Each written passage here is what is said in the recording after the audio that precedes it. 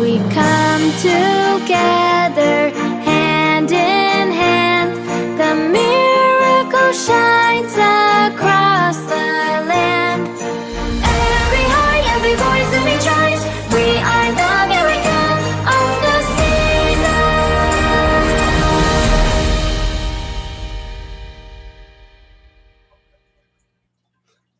Every time I hear that version of that intro, it just makes me think of little Who, Wendy's, whatever, Sue Who or Lou Who or whatever her name was, as a child actress, and her singing, her voice in that movie, and now she's a metal star. So it just makes me giggle. We are moving along with the miracle of the season. We're really happy with the way things are going. We will be getting back to the history lessons as soon as we are done with this next segment. And this next segment, what we're going to do is I'm going to introduce you to the people, some of the people who make Community Pay It Forward what it is. These are our sponsorship. These are our mission partners. These are our giving partners. These are the partners that make the program what it is. There is a QR code up in the corner of each one, and I need to take this guy off there. There we go. So there is a QR code in the corner of each video. If you need to get a hold of that company, just let them know the Community Pay It Forward is part of the reason why you reached out. If you do business with them, they give us a portion of the sales, and you get to choose a mission partner that you want to donate that money to. We take 75% of whatever they give us, and we give it to somebody who needs help. Your purchases mean the difference between a good holiday or a great holiday, or a lacking holiday into a happy holiday. So please, let's make a difference by starting to utilize the Community Pay It Forward program. And I am proud to introduce you to the partners, my family, in the Community Pay It Forward organization.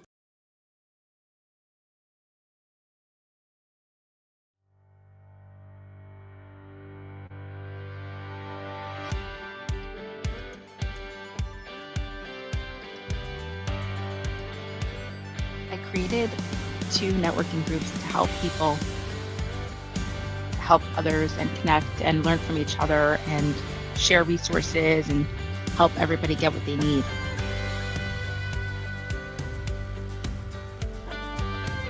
Currently, I work with Net at Work. We are a full-service IT managed service company. I specifically work with our Alliance team, helping MSPs, managed service providers, with line of business and providing that to their clients.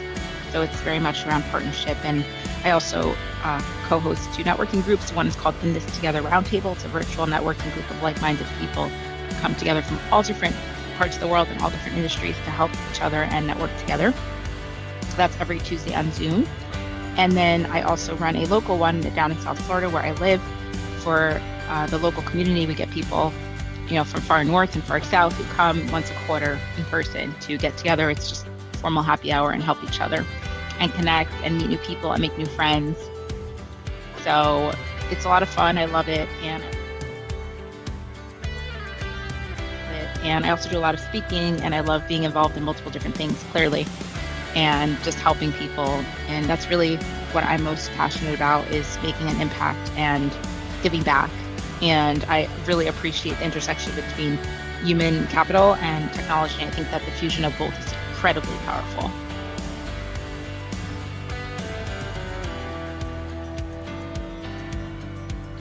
So how I can pay it forward, I do a lot of connecting people with resources, with jobs. And I find that, once you're networking, and this is something I learned early on, you may as well help more people with more things, because that's part of, being open to networking with different people. Just because somebody can't help you today doesn't mean they can't help you tomorrow, or you can't help them today. So it's not only about, finding new business and leads, it's also about being able to help others in your network in other ways too. So I think it's important that we all look out for each other. And that's one of the reasons I love networking so much, and why it's become, I think, such a big part of my life, because I love helping people. And the more people I know, the more people that I can help and serve. So the way that I pay it forward is by just looking out for people, and then taking it one step further, and not just looking out for them, but trying to do something to help. And I always say no one can do everything, but everyone can do something, right? Like that famous quote, and it's true. If we all do just one little thing today to help someone else, and tomorrow will look very different for everyone. One of my favorite quotes, it's actually in my email signature, is maybe what we are searching for is not those who have what we need, but those who need what we give. And I think it's such a mindset shift. Again, even in going out and meeting people, if you could really focus on what could I do for you? And it's not to say that you can't ask for what you need, and you should, and get what you need, but it's really just about a mindset shift and starting with, what could I give? It's giver's gain, and how can I give to get? So it's really the reality. And it's the best way to make sure that everybody's happy and everybody gets what they're looking for.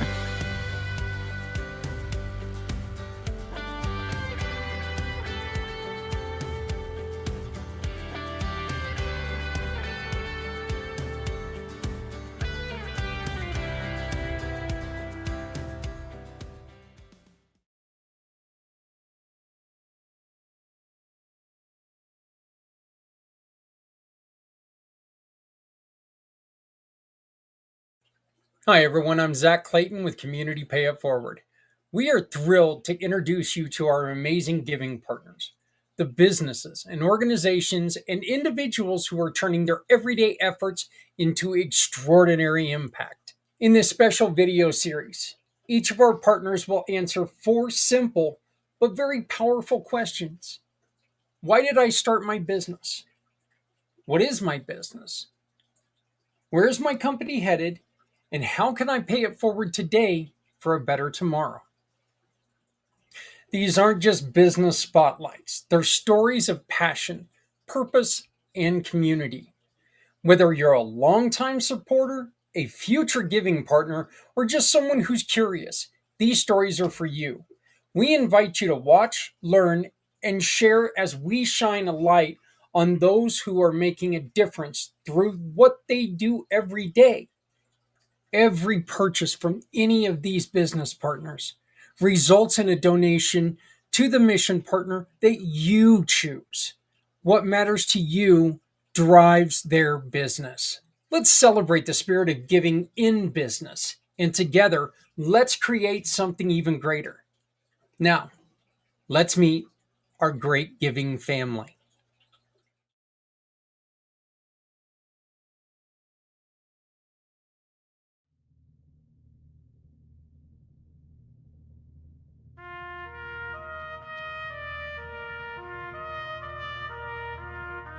My name is Alan Holmes, Master Connector.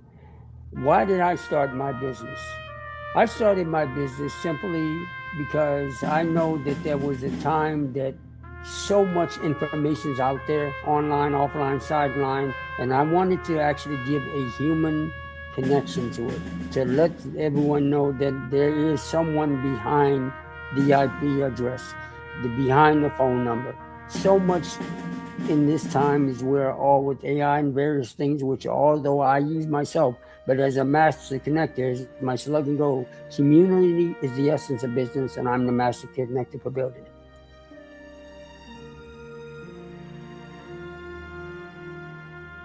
What is my business? Each one of us as an entrepreneur, as a business owner, asks that questions and they have time and order. My business is actually simply providing a passion for connecting your business. I am a master connector, so without your business, without your organization, your dream, your project, your nonprofit, I have no business.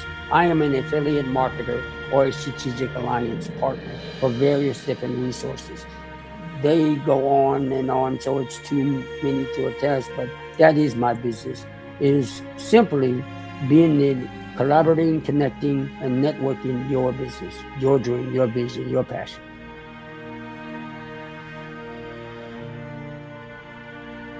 Where's my company or my group of resources or companies offers going? Oh, the sky's the limit.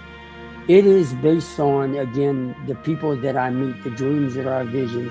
And a year from now, my goal would love to be the inspirational for your vision, your idea to maybe build a dream inspirational center, a podcast, a documentary, a book, a movie.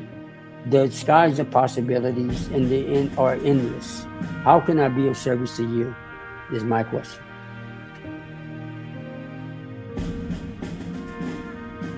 What can I do today to help a better tomorrow? Is simply this. Visit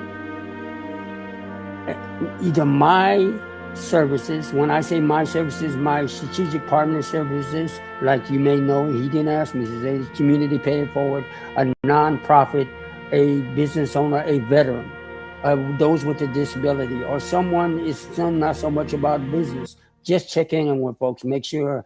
I literally right before this talked to my associate who's in Alabama, and there's a great storm is coming in. So I'm praying for his family and all of those in the back east in California. We have to check in with each other because sometimes it's not about business, it's about checking in on folks, and that'll lead to a better tomorrow. But it starts with, and of course I'll end with this. Anybody knows me, love the kids. Take sure and make sure that the children are taken care of. And making sure we're kinder to one another, love one another, and make sure you reach out and just say, I'm here for you. We'll see you on the other side. Thank you.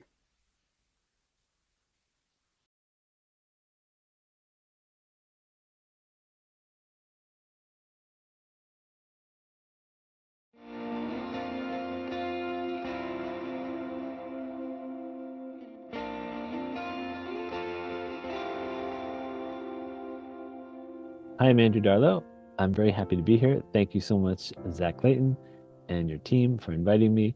And I hope that I can provide some value and interesting information for you and all your listeners. So why did I start my business? I started my business mainly because I was taking pictures of dogs and cats primarily and their families. And I had to pay sales tax. Most states in the United States have sales tax, and so you need a business if you're going to be charging anyone for something like prints or something else that's a tangible item. So I had to start a business to do that, and that's now 32 years or so, and I'm not sure where the time has gone, but that was the main reason. Plus, it was also much easier to do write-offs every year. I was working full-time, and so having a side business was really helpful around tax time. And my business now is quite different. I'm not really doing much portraiture, although I do love that and I do it from time to time. Now I'm primarily doing consulting and selling my artwork. So consulting is the large part of my business, and I help people with many things related to photography. So taking better pictures, knowing how to set up their flash, for example, which can be complicated. I help them also with organizing their photography collection, which can be really challenging, especially if you're someone who takes a lot of photographs, captures a lot of video. You may have things on multiple hard drives and you may not know how to manage it. So I help people bring everything into their computer, decide on what application to use to organize it. I like Lightroom Classic. And then decide how to back it up properly. Usually that's multiple hard drives locally, and then some type of cloud backup. So that's what I really enjoy doing, because I know that if I can help someone save their data, both for them and for future generations, I know I'm doing something really good for them.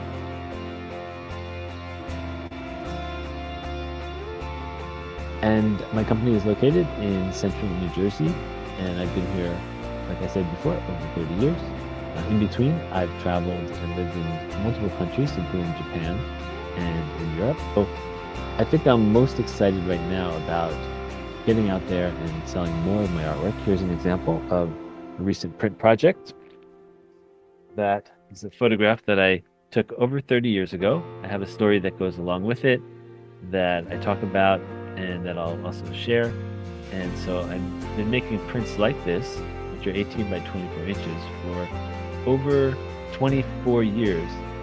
And sometimes I give people prints as gifts along with, let's say, a photo session, or I might give them to family, or I'll sell them. And these I've been doing as limited editions, this last one. And so that's been going really well so far. And I'm also going to be launching a new series of flower prints, which will be on very high-end paper, and those will also be signed and numbered. As far as how I can pay it forward today, I believe the best advice I can give everyone is to first take more photographs than you think you really want to, and maybe even go out of your way a little bit to take more photographs of your family. And if you have a business, maybe walk around from time to time and take some photographs of the environment. And it really is wonderful to be able to look back and have those photographs and also video. So think about that the next time you're doing anything with your family, especially if you're all having fun and just relaxing. Maybe take out a camera and then give the camera to other people. It could obviously be a smartphone. And then make sure you, whoever is like generally the designated family photographer, also gets in some of the photographs. Or you can always get a tripod and set it to a 3 to 5 second timer, for example, or get a Bluetooth remote. Otherwise, I highly recommend doing simple backups, things that anyone can do. Like, for example, if you just purchase the smartphone storage plan that matches your phone. If you have multiple phones in the family, you'll have to work that out. But let's assume you have one main phone. You want to make sure that your storage plan at least covers that, so that if you drop it, let's say in a river or something like that, at least you can get everything back. And it's kind of common for phones just to stop working or to be dropped, and then at least you know that you can get everything that's on the phone. And then apart from that, I highly recommend having an online backup. There's a number of ways to do that. Google Drive is one option. Another one is called Carbonite. Another one, and my favorite one, is called Backblaze. And that can be found at backblaze.com. Also, if you check my website at backup.fm, I have a few podcasts. I also have a few articles that can give you information about online backups, also battery backups, and a number of other important items. So thank you again, Zach, and I hope this has been helpful, and thank you for what you do to help so many people. Take care. Bye-bye.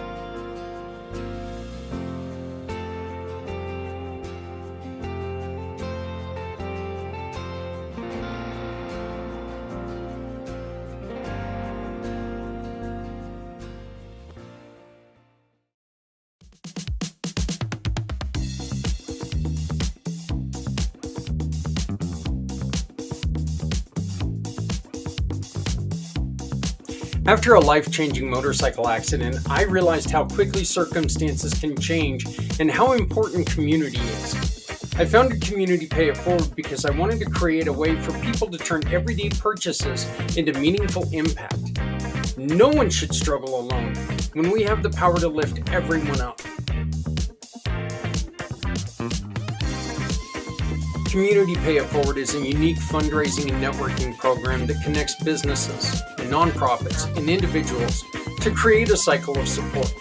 By shopping with our giving partners, customers ensure a portion of their purchase goes towards supporting causes that they choose.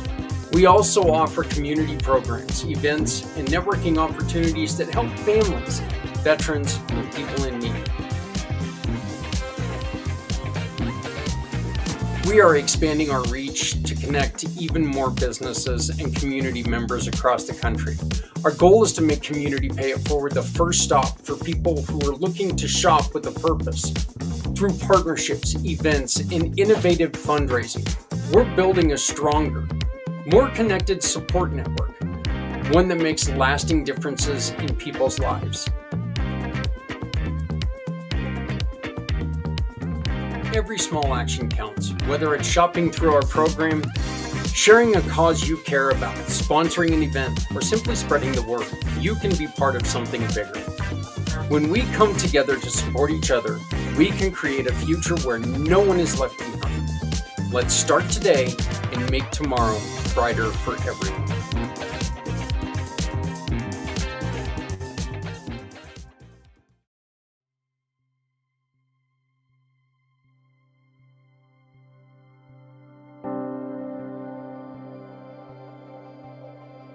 Because I love training. And I had been doing a lot of training just as an individual at the local tech school, at the University of Wisconsin School of Business Management Institute. And I wanted to formally organize what it was that I offered and then offer it to state agencies and the public. What I loved about training is that it helps people find confidence in their own competence, whether it's assertiveness or management development or communication, whatever it might be. I like seeing that light go on.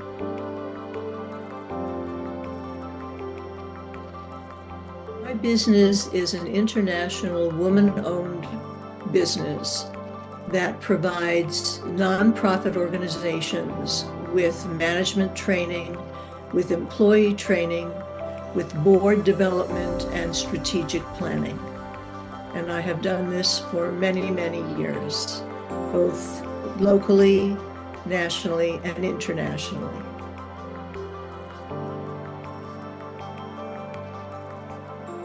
Where I would like my company to be headed is to back doing international work.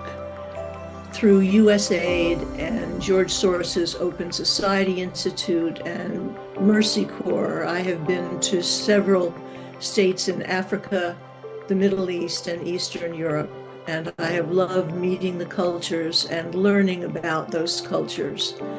So I would like to be doing a lot more international work again. That's my goal.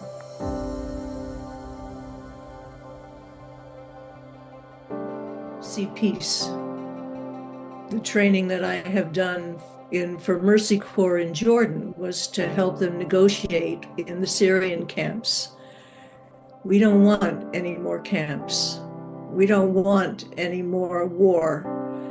If people learn to communicate, if they learn to listen, if they recognize that we all have the same humanity, I think that we can end war and end homelessness and all of the issues that we are currently dealing with and have dealt with for so long.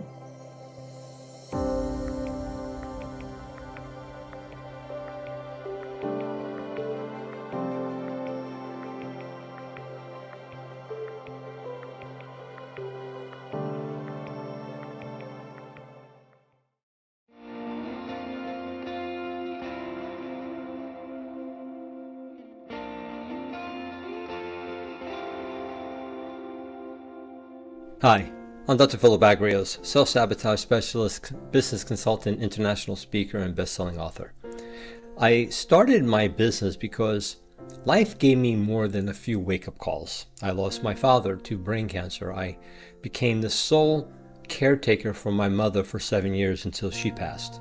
I went through a painful divorce, faced financial collapse a few times, battled a chronic illness that forced me to shut down my successful healthcare center, along with so many other traumatic events.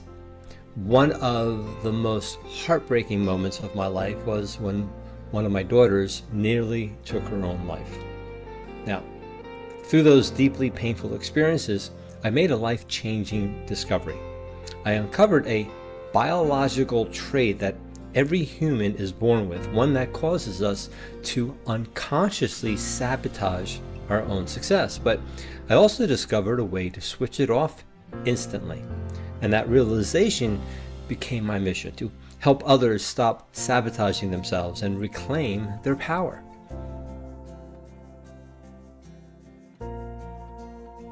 So I help business owners, executives, sales professionals, and everyday individuals who feel stuck in order for them to break free from self-sabotage using my signature method, the T-Now method.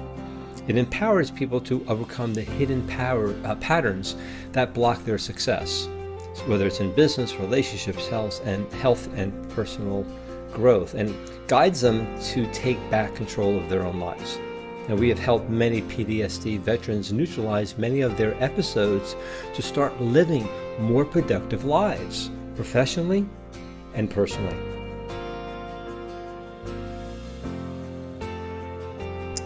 My mission is to impact over 5 million lives by 2030. I'm building a global movement through my membership community, group coaching programs, speaking engagements, and corporate partnerships. So the goal is really simple. It's to help people realize they don't need to be fixed. They need to just understand the biology behind their self-sabotage and how to transcend it immediately.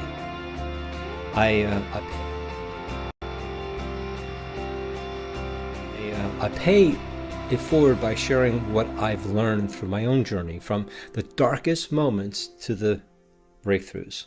Now, whether it's through free trainings, genuine conversations, or empowering someone to rise when they feel stuck, I believe every small act creates a ripple. If we each just take one step to lift someone else today, we shape a better, more connected tomorrow. So I just want to thank you for being a part of the Global Pay It Forward Day, and together we truly can do anything. Thanks.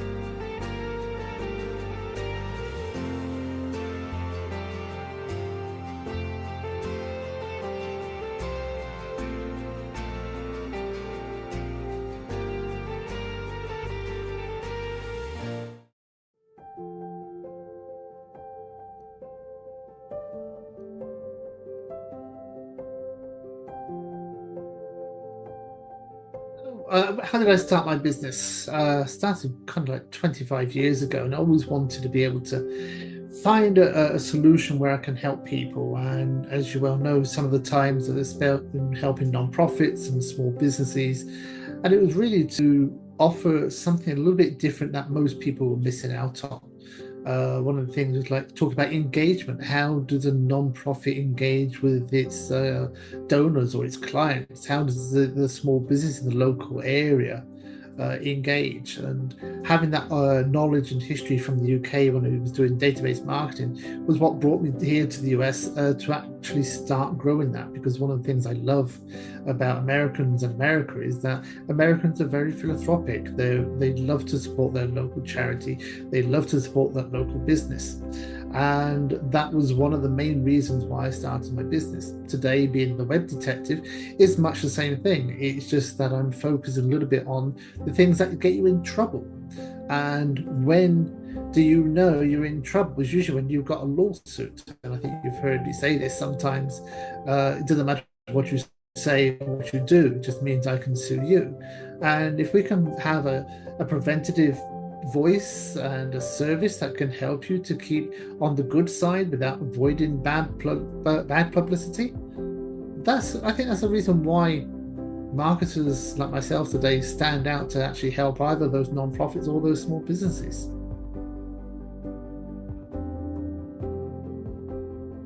What is my business? Well, I've been a marketer for 25 years, and I've always found different ways to stand out, to be noticeable. You know, I think most of you probably hear I'm noticeable because I wear a strange hat. I have a different voice than most Americans. And it's first impressions. First impressions is what I work on in establishing a service in marketing for businesses, non-profits, and that's the primary thing about what I do today. Secondly, from that is about protection. It's also about growing an online presence without things like social media, without paid ads, because everything is organic. It's about growing time, building relationships. That's what's really important about most businesses. And that's where I come along to say my business is about building and protecting your brand, but to build a relationship where you can be engaged. My company headed? Well, I can see there is growth. It's heading to provide services and solutions to those small businesses who have probably been working in their business as opposed to on their business and now realize they need some professional help. That's where I come in, and I realize that my business is growing not because I'm advertising. It's the organic approach. I build relationships. I build relationships through networking. I build networking groups. I go to them. I get referred. I get remembered. And I go to mastermind groups and things like that. It's all about spending time in front of people so I can be memorable. So that's where my business is going. I can see today, and it's growing in the future. When it comes to paying it forward, I noticed that if you start small, you build the foundations. That's how my business started. I started very small. I started working with nonprofits, and it's always about keeping your communications open. Keep them open, people understand you. Once you keep the communication line open, you can actually find you're building a relationship. And I find that is the most important part about paying it forward, because I find that if I'm just offering advice or tidbits or ways that you can actually change and influence that you're thinking about your strategies on how to grow your business, what happens is people take that as value. And it's those little golden nuggets of value is how I see that paying it forward helps that people trust, like, and help to start build my business by paying it back. So you have to pay it forward, because at the end of the day, if you're genuine, you're honest, you're trustworthy, people will notice that very quickly. That's been trust, and that's how you pay it forward.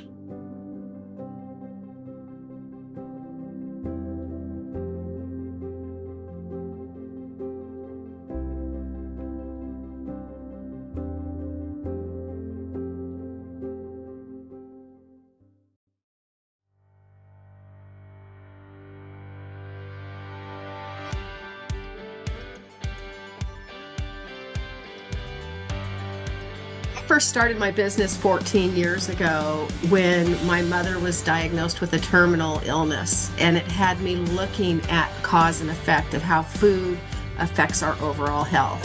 And the more I dug into that, the more surprised I was by what I was finding out. But not just what I was finding out, but the fact that you really have to dig for the information. It wasn't readily available to me.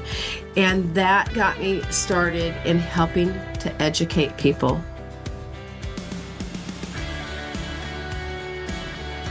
Business is Blue Jeans and Berries.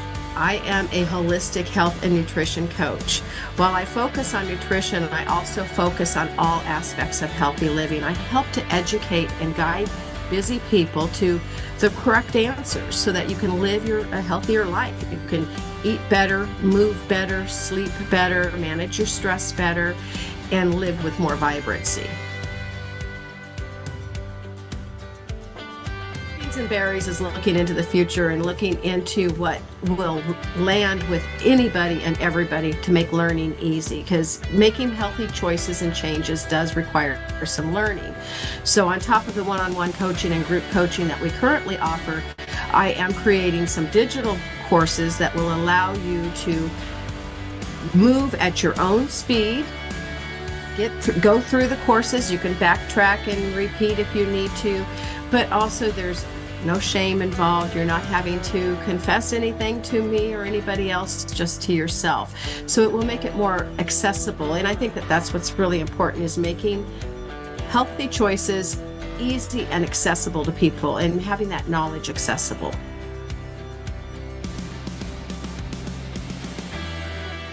Look at paying it forward today is helping you change your habits today so that you can live a healthier life tomorrow.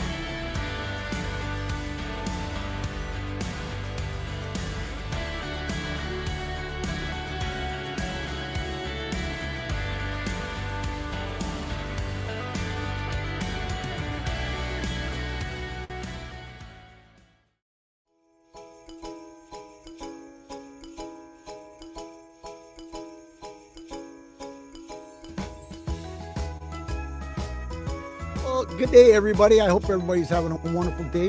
Why did I start my business? Well, it's kind of obviously, this right here is and when I met my new wife, she transformed me into Santa Claus, and literally it has changed my world and changed my life. And what a feeling it is to be able to share some happiness and create some smiles for some people that might not have a reason to smile. My business. My business has transformed. It started out as a traditional Santa, doing the home visits, daycares, businesses. And then when I got laid off the truck driving job, I took it to the online version.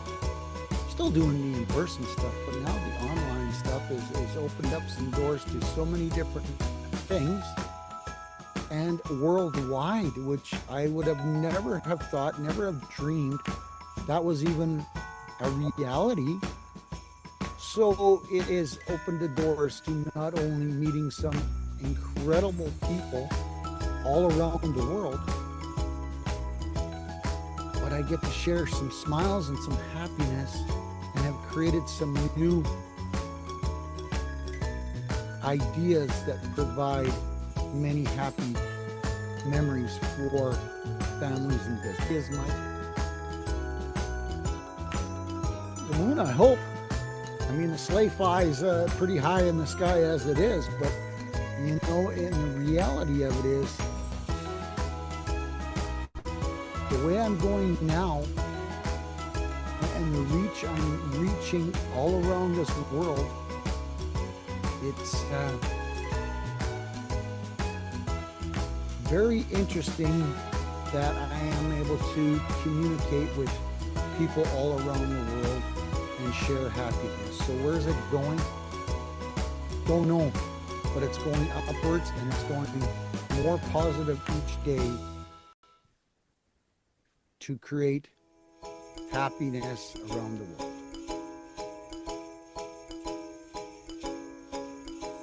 All right, folks, how can I pay it forward? Well, it's amazing the people that I run into, how many people don't have a reason to smile. So I can get out of a car, walk around the corner, get into a meeting, and I make people smile. And my other website is the Warriors Beacon of Hope. That one is 10 times the reason and the cause, because our veterans and our soldiers definitely some days, most days, don't have a reason to smile. So I've created another whole website called the Warriors Beacon of Hope, where I'm going to create a nationwide list of services to help our veterans get off the I'm on the waiting list idea. And if we can project a more positive way to help our veterans, that is a definite win for not only me, but for you and our wonderful veterans.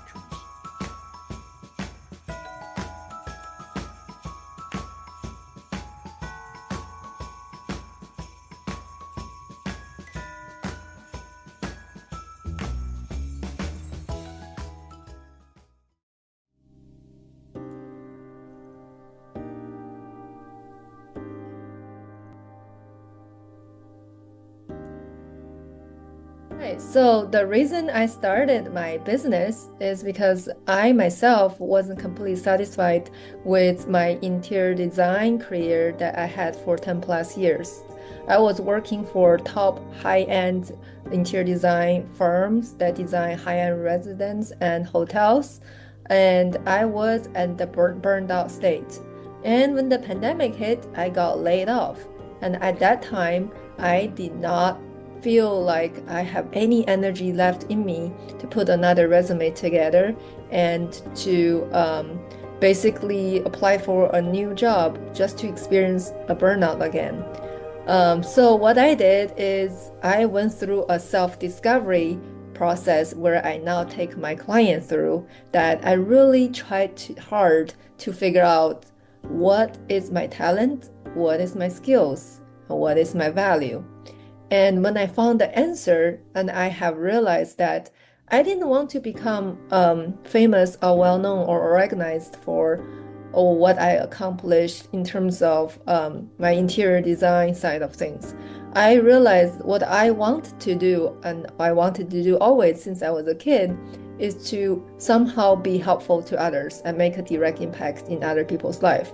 So I asked myself a question one day, like, why do I wake up in the morning?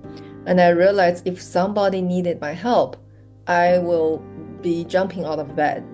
So then one day, actually, as I was waking up at 5 a.m. in the morning, I heard a crisp and clear voice. I call it, as the voice from the divine and from God, whatever you call your higher power.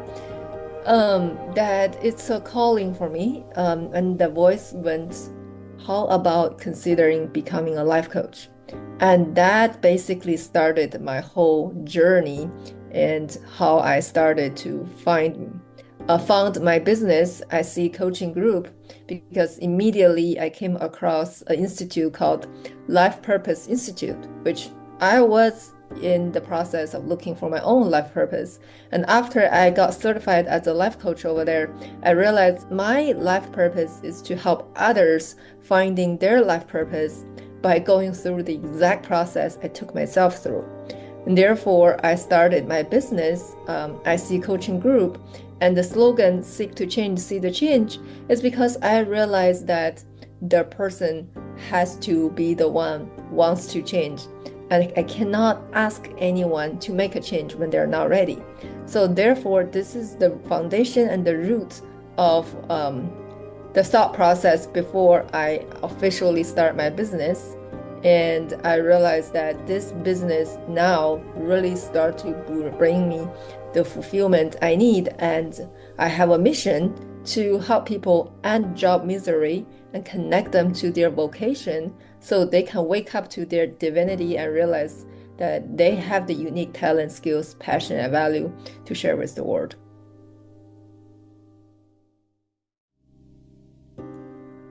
Great question. What is my business? I consider my business have a great potential to grow to something even bigger than how I started. I launched a signature program called the Confident Program. It's a 90-day program to take people from feeling stuck to create a dream career by going through that self-discovery process that I mentioned earlier. But then I also continue to grow as a person and continue to see how else I can help with the world. I got certified as a relationship coach as well.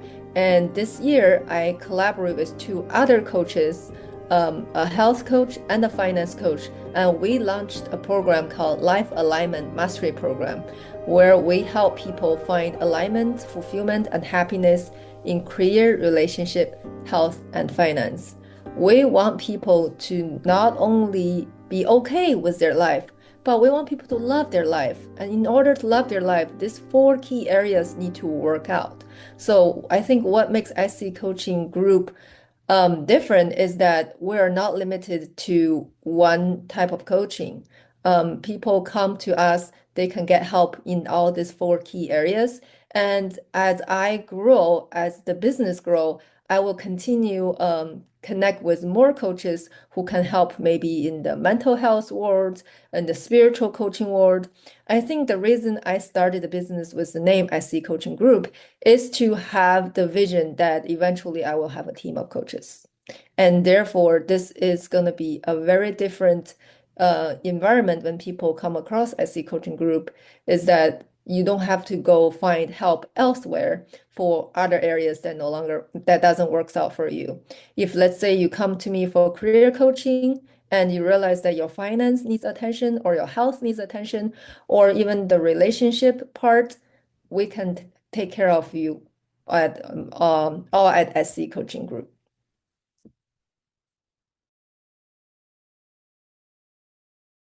Where SC Coaching Group is headed is that it's gonna expand its coaching categories and a team of coaches. Right now, I have a team of 3, me, the career relationship coach, a health coach, and a finance coach.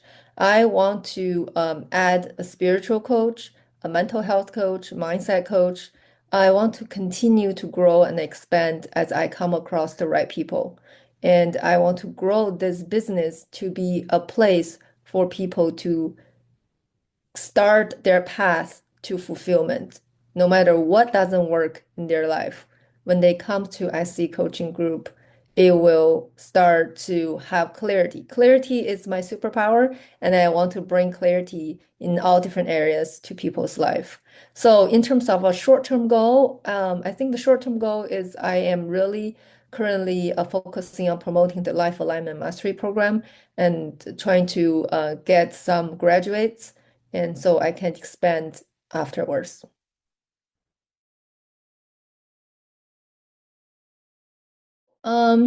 What I can help you guys today is, I think the first step, how I started helping myself change my life, is asking the question, what do I need to change today so my tomorrow looks different?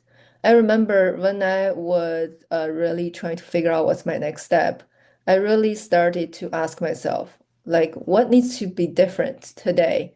What areas of my life currently needs the most attention? And of course, at that time, it was career.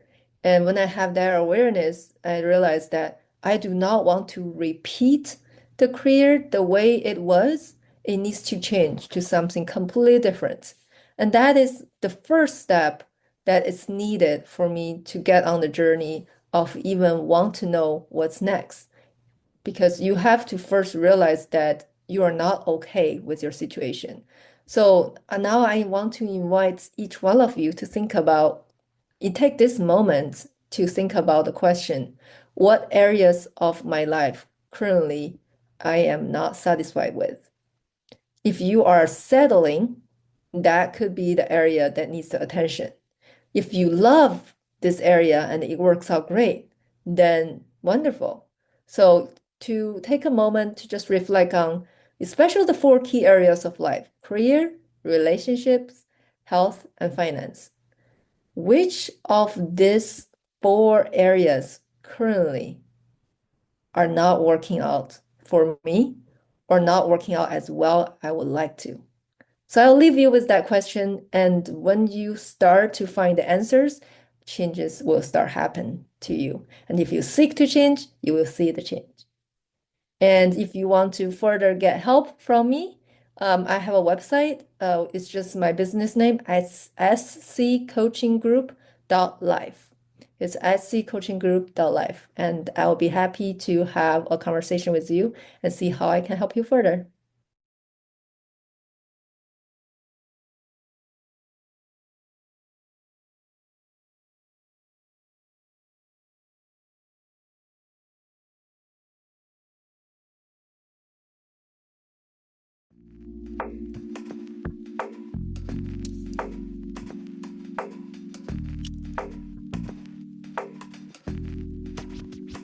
So I started my business, Long Island Tech Force, because a lot of MSPs out there, which are managed service providers, they really go after, the larger corporations and larger businesses. At Long Island Tech Force, we really pride ourselves on going after nonprofits and helping out, solopreneurs and entrepreneurs.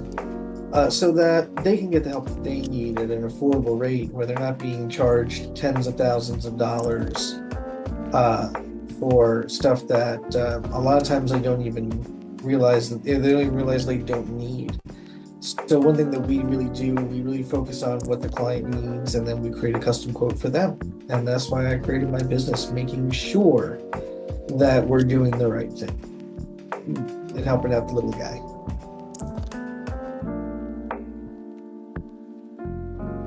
Okay, so, my business is, again, Long Island Tech Force and also Phoenix Backups, but we're rolling them into one.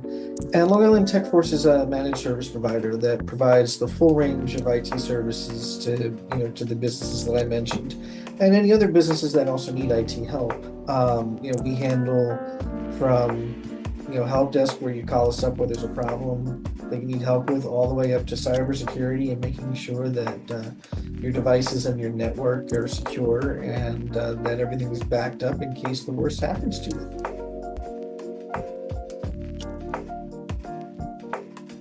What I really want to focus on is just being able to bring on more of those clients that I mentioned, the nonprofits, CPAs, law offices, medical offices, and also those that are, solopreneurs or entrepreneurs. I feel like really, again, they get left out a lot. So I really want to spend the next 1 to 3 years doing what I can to help them.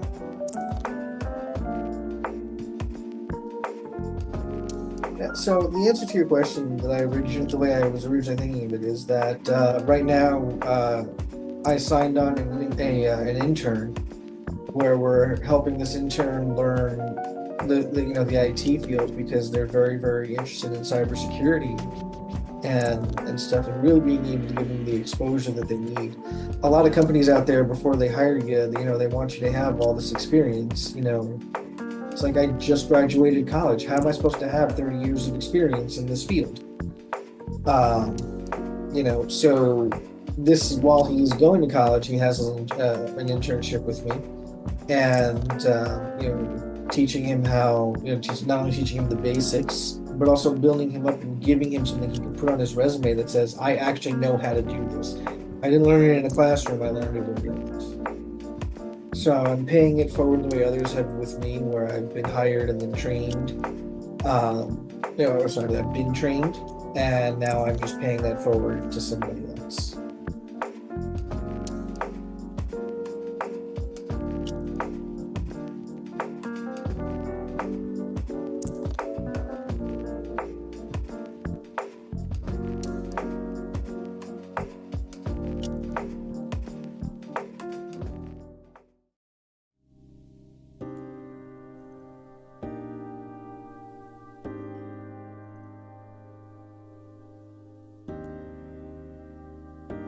So the question is, why did I start my business? I was widowed when I was young. My husband died in a motorcycle accident at the age of 24. We had 2 little girls, 1 and 3. And what I learned the hard way is that we did not know that our ability to go out and earn an income was our greatest asset and should have been protected first and foremost. Now, nobody wakes up at 24 and thinks I'm going to die today. But had we known then what I know now, my husband should have been insured for $1.6 million, not the $20,000 that he was insured for. Had I known that then, our lives would have been completely different. And so I'm on a mission to help as many people as I can to change their lives financially, and also in doing so, improve their lives mentally, improve their health.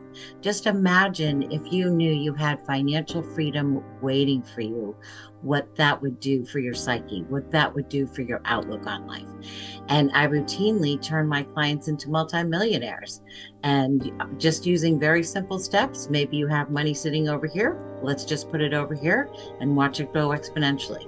So I take the complex world of finance and make it simple, make it straightforward, make it understandable. And unlike the study where it said that working with a financial professional or meeting with one, people would rather have a root canal, I promise that it will be enjoyable. We'll probably laugh, and worst case scenario, even if we don't do business, I will find some way to connect you or refer you, or maybe I want to buy whatever you have to offer. But the only way that we can do that is if you go right above my head and go on thefinancialliant.com/schedule and get on my calendar.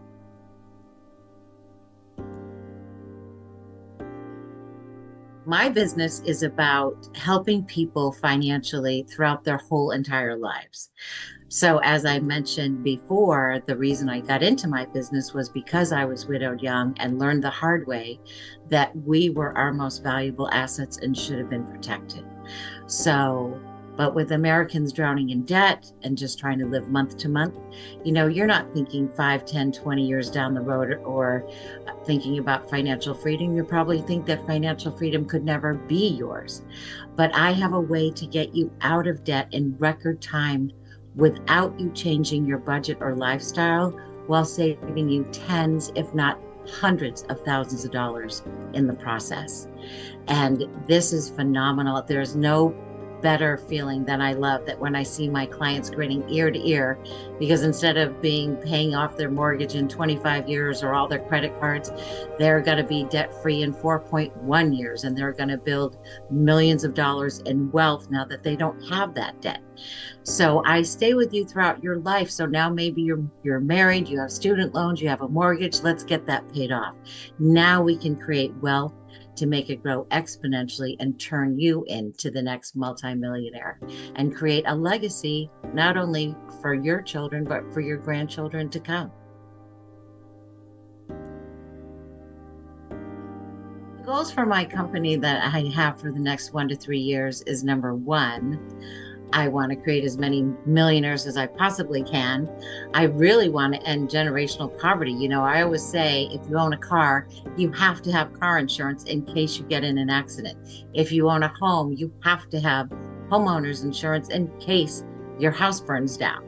But we're all going to die. So why life insurance is not mandatory is really beyond me, because we could end poverty in 1 generation, provided that we teach the kids financial literacy and what to do with that money so that it carries on to the next generation. What I'd also like to do, one of my goals is I want to have a national television show. I currently have a TV, radio, and podcast called Wealth and Wisdom that airs on Roku and Amazon Fire and iHeartRadio, Apple, Spotify, Amazon, wherever you like to watch your podcasts.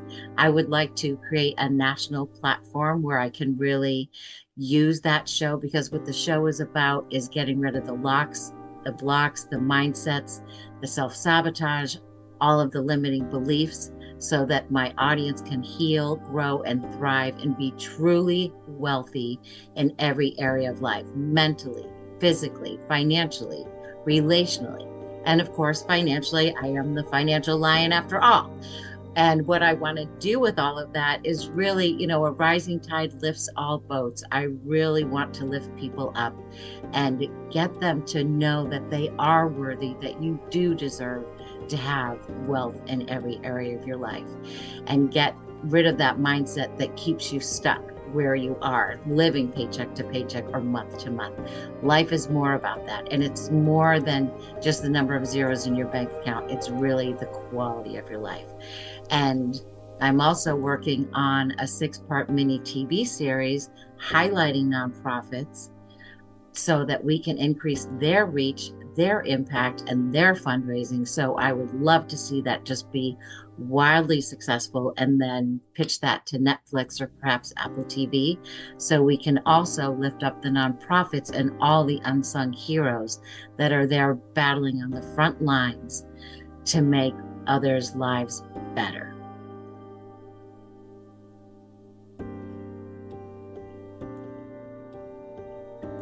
So how can I pay it forward today for a better tomorrow? I will tell you exactly how I can: by smiling at people, by being kind to people, by, if I go to the grocery store, compliment a woman on her outfit or whatever it might be.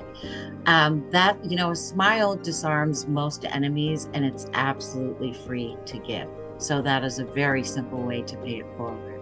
Another way that I pay it forward is 10% or more of everything I make goes to fight sex trafficking. I am on a mission. I want to rescue not just thousands, but tens of thousands. There are 21 million enslaved right now in this modern age.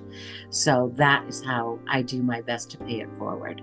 And coming alongside wonderful people like Zach Clayton and other people that care and have a heart to care for the brokenhearted, for the ones that have gone through trauma, for our vets that are homeless, all of those things. Those are things that every one of us can make a difference.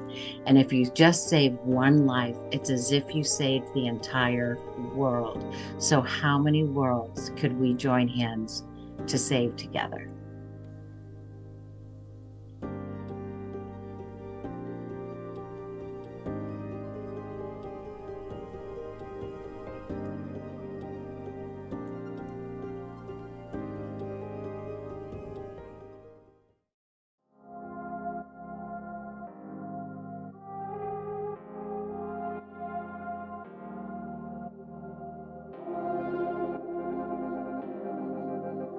Why did I start my company?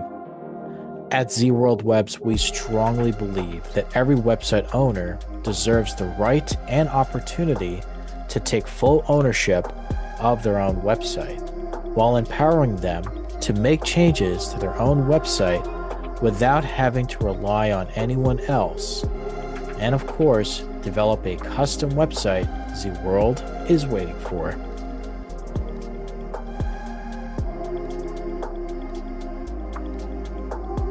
What is my business or company? At Z World Webs, we are a website development and consulting company who specializes in supporting nonprofits, veteran business owners, and of course, honest entrepreneurs like yourselves who are looking to enhance, develop, or redevelop a custom website Z World is waiting for.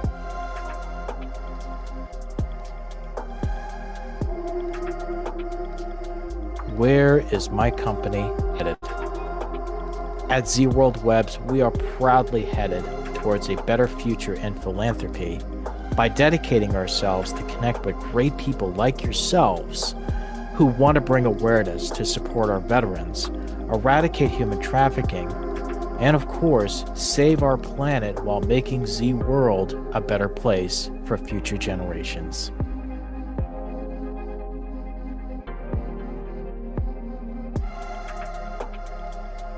How do I pay it forward today for a better tomorrow? At Z World Webs, we are proud to partner with the Community Pay It Forward program, which allows us to enhance our philanthropic efforts, and will continue to partner with the Community Pay It Forward program to make Z World a better place where no one ever feels alone.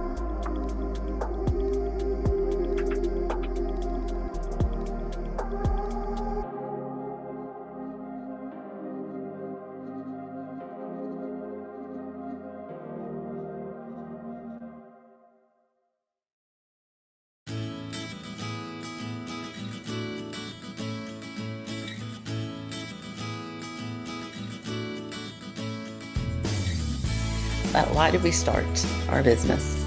Well, it was started because it was a convenient tool for us to use to promote our, of all things, to promote our printing company. So I was a president of a networking group. I wanted to have all those business cards go out with every visitor. And I thought I had this really good idea. And my husband took all of those business cards, scanned them, made them touch responsive, meaning touch to call and email, and send people to the content information that they wanted them to learn about their business. And then our chapter was very successful with that. And people, we became the #1 chapter in the #1 region. But then the other people that were coming in and visiting our chapter were like, I want one. And it was getting to be hundreds of people. So then we kind of made it its own thing. And around that same what is our business? So it is a digital business card service. And it's become from the graphic arts world. We decided to keep the price always less than a box of business cards. So it's only $70 a year. And it's a lot of fun because it's an inexpensive tool to help other people succeed. And we also have an affiliate program so that when other people want to figure out ways how they can pay it forward, they can use that affiliate thank you and accumulate it and donate it as well. We were asked, why don't we donate directly to, when we say give this much away and let people know what we're doing? Because first of all, one hand should know what the other hand is doing, right? But the other thing is, everyone has their own very important thing to them. And why not have that, just give them the opportunity then to take a portion of the sale and put it where they want it to go. So Carolyn Williams, our company is For My Card. Here it is. You can get a hold of me. Happy to chat, get to know, who you are out there in the Pay It Forward community. And thank you for doing all your really good work. God bless. Keep it going.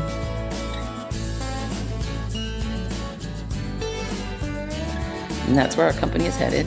We are small, but mighty. We do our own advertising, networking, marketing. So we don't have a big budget of a Silicon Valley, but we have a lot of heart. We go meet people in person and I'm a big networker. I like to get to know people. Then you become a valuable resource for other people. So I used to just do locally. Who do you know that? And now it's globally. Who do you know that can fill in the blank? And many times I do, or I know the person that does. So that's kind of cool. And time I became aware of the crisis of human trafficking. And once you know these sort of things, you can't unknow it. And so how I plan to pay it forward is with the success of For My Card, it would eventually be a way that we could start creating a stream of income with people doing the good work and use it. So we've created already one organization called Tybee Stops Traffic to bring awareness and support to a local organization and a global organization, as well as put the information out there and make other people aware of it, because again, once you know, you can't unknow, and we have to do something, right? And all of the good work you do is so important. So we learn about these things, and it's slightly within our power to help, and it's our obligation to help. And that's where our company is headed. You know, we are small, but mighty.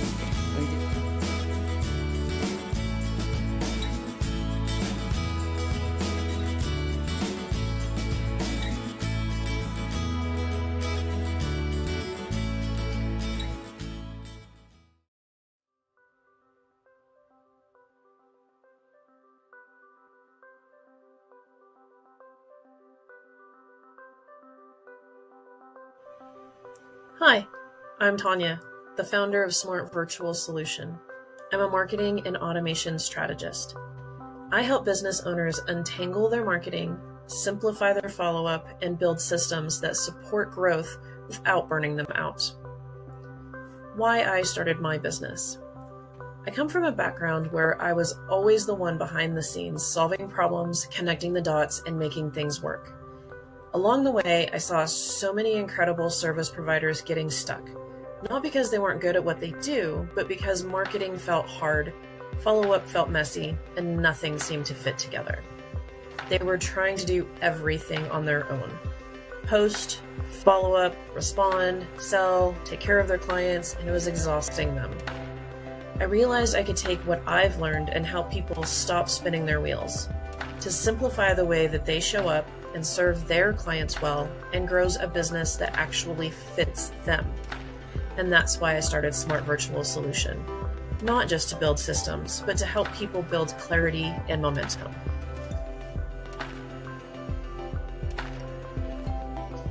Smart Virtual Solution is about giving service-based business owners the clarity, strategy, and systems they need to move forward with confidence, without getting buried in complexity or tech overwhelm. Sometimes that means mapping out a marketing plan that actually makes sense for your business. Sometimes it means setting up automations that save time and follow-up when you can't. Sometimes it's having a clear, focused conversation that gets you out of your head and into action. I don't believe in one-size-fits-all systems. We're doing everything all at once. Smart Virtual Solution is about doing the right things at the right time and making those things easier to manage, repeat, and grow from. Whether we're building something from scratch or cleaning up something that's been duct taped together, the goal is the same: a business that runs smarter, feels better, and gives you back your time. So where am I headed? My goal is to help more business owners grow in a way that feels clear, supported, and doable, not overwhelming. Through strategy sessions, smart automations, and community support, I'm building a space where service providers don't just get tools, they get systems that actually work for them. I want to be the person they turn to when they say, I know what I want to build, I just need help connecting the pieces. And I want the next step to feel lighter for you, not heavy.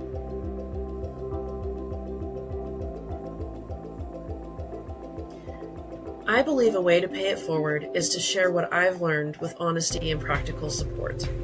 Whether that's through a strategic power hour, free resource, a simple automation tip, or listening to someone talk through their ideas, I show up so others don't have to figure it out alone. If I can help someone simplify one thing in their business today, they'll be in a stronger place tomorrow to be able to pay it forward to someone else. If you're building something good and just need a little help connecting the dots, I'd love to chat. You don't have to figure it out alone. My name is Tanya Block-Rusin with Smart Virtual Solution, and I really am here to help.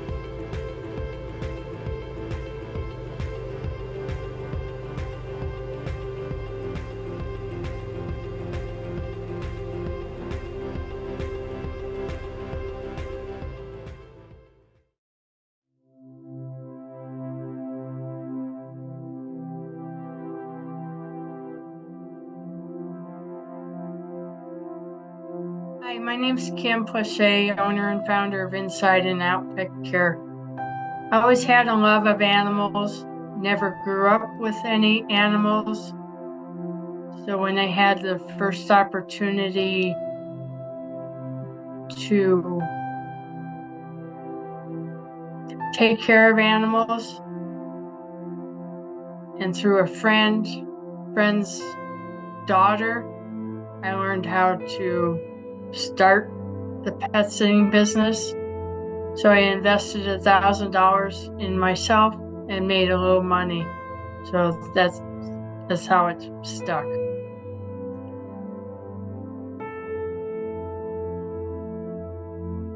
Business is Inside and Out Pet Care. We take care of your inside pets and your outside pets. So that's from reptiles to rodents, mostly cats and dogs and the farm animals. So we have services for all pets. A long time ago when I started my business, I had a man he always found a dog boarding facility and then took him 2 hours to catch his 3 cats to get him to a cat facility. So he loved the option that he could keep all his pets at home, and we just come in and take care of them. So the cats that wanted to go outside got that option. The dog got to sniff around on his property. Other services that we provide are with the farms, many rescue farms, like with horses or chickens, ducks, goats. We just take care of all your animals because you need a break too for a vacation. And we have the dedicated pet providers that know how to take care of specific animals. And we go beyond and above and beyond the care of your pets. They end up being a family member of ours too.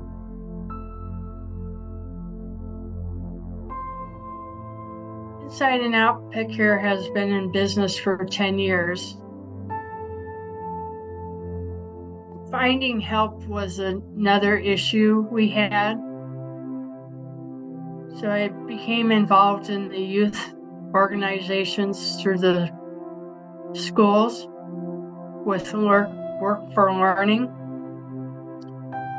And it also started on the state level too.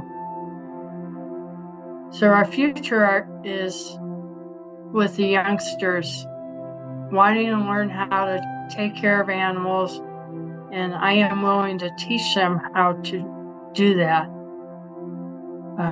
It's all about the pets, and it's an entry-level job.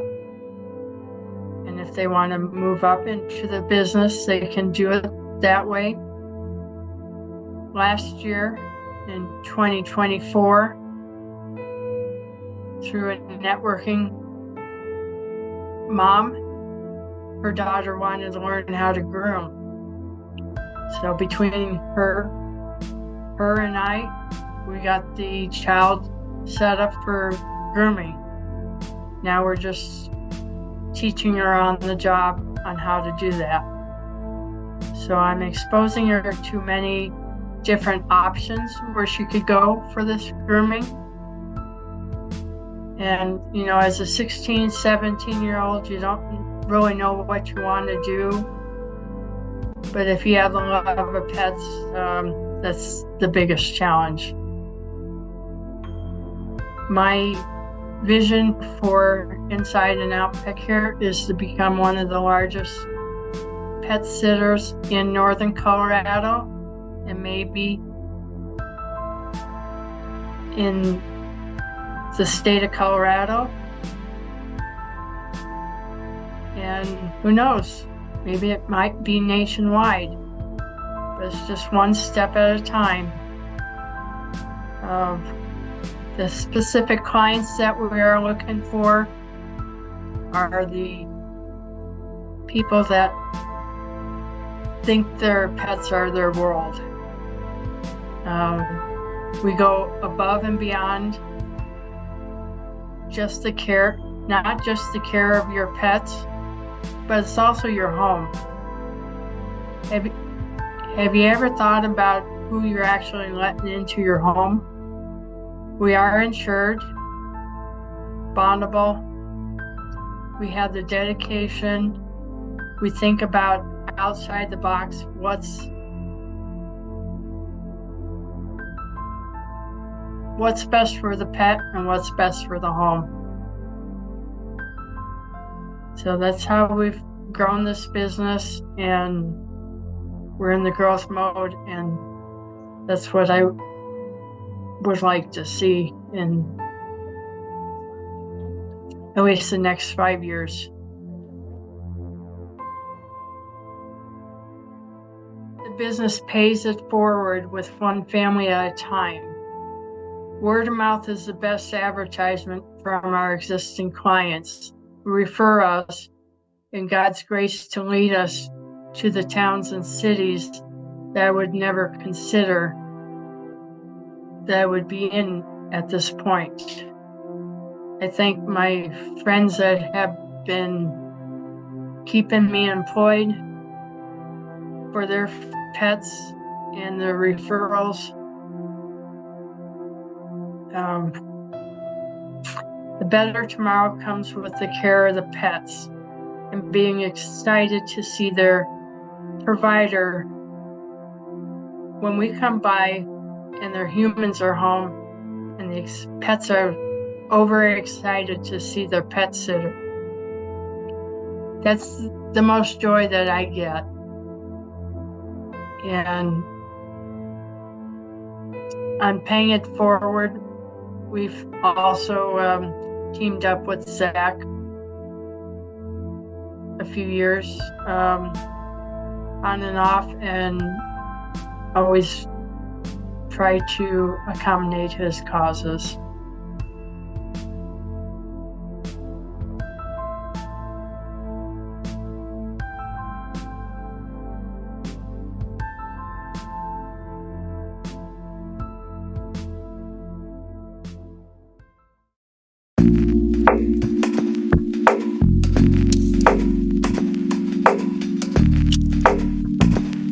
I'm Zach Clayton with Community Pay It Forward, Community Dare to Care, and the PAC channels. We are proud to introduce our mission partners, the nonprofit organizations, support groups, and causes that inspire us to do more and better things every day. These are the hearts behind the mission. These families, the people, and programs, we stand beside to create a lasting change. In this special Spotlight series, we've invited each of our mission partners to answer 4 powerful questions. Why did I start my organization? What is my organization? Where is my organization headed? And how can I pay it forward today for a better tomorrow? These stories are about purpose and action, real people doing incredible things, and the community that they need to help lift them up. It is our hope that you will listen, connect, and share. Because when we support each other's missions, we build stronger communities together. And utilizing our great giving partners, there's never been an easier way to support these wonderful missions. Now it's time. Let's meet the difference makers. Let's meet the Community Pay It Forward mission partners.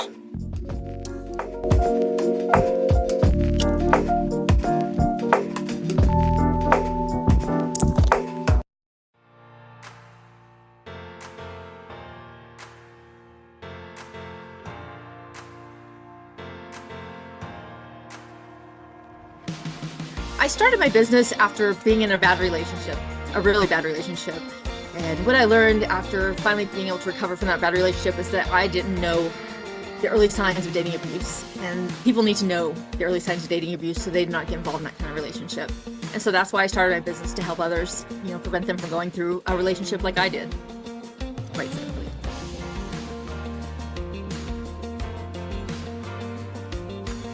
My business is going out into schools, high schools, actually anywhere, community events, and talking to people, educating people on how to recognize the early signs of dating abuse, how to see if they're in a healthy relationship or not, safe online.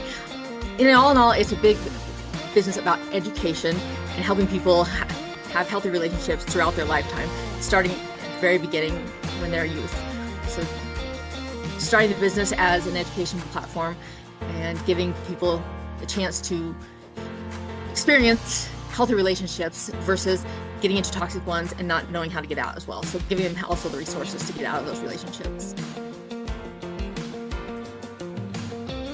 The company is headed bigger and to reach more meet the masses. Right now I'm one speaker, so I do things on social media.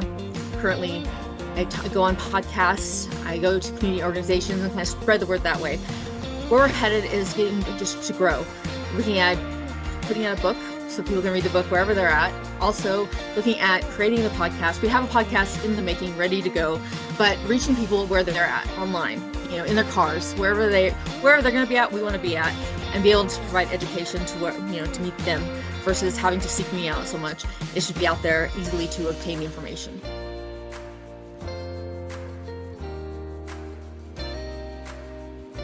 We're getting to as many people as we can locally, and my biggest thing is word of mouth. So I tell a story that a lot of people remember the story because it's one you remember, and so people talk about it, and getting people talking, and then they talk to somebody else and someone else talks to another person is making it grow. The hope is that by expanding and reaching people outside the local area, that we'll have the conversation going nationwide, maybe even worldwide one day, and we'll be able to help people refrain from being in toxic or unhealthy relationships and avoid violence and abuse. So that's our hope, is to make the world a better place by decreasing violence in relationships, starting young, all the way throughout your lifetime.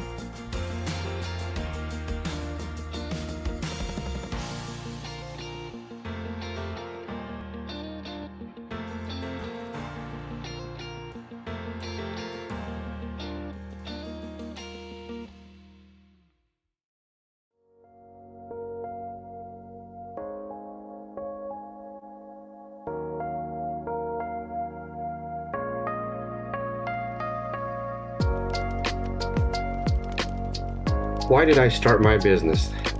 My mom and my sister were killed by a drunk driver when I was 3 years old.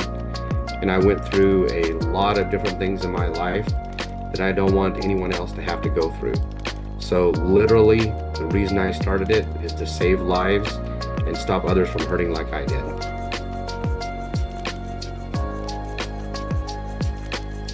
What is my business? Business is called CARES Foundation, named after my mom and my sister. K-A-R-E, my mom's name was Karen and my sister was Shelly, that's where the S is. So K-A-R-E-S and then Foundation. What I do is I go around and I talk to kids all over the country about what I went through. And then we also have a camp called Camp CARES that we help kids that have been affected by drugs and alcohol, and or veterans, kids have been affected by suicide. As well as we're developing a program called Kids Life Program. Would love to tell you guys about it. It's an exciting thing happening, and yeah, that's what we do, and we just love helping others and also to encourage others to help others. It's all about helping each other. And if you have a chance in a day to let a car merge in front of you, do something good for someone each day.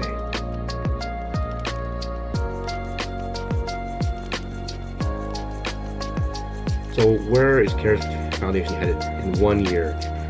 I really would like to have our Kids Life program developed and have a workbook and be able to go take that across the country and help kids that are needing those life skills that we're going to teach them, and then also to help them dream for the future and know that there is something out there, and then to continue speaking across the country. That's where I see CARES Foundation and just building and growing. And you know what? Who knows? You know, wherever God leads us, really.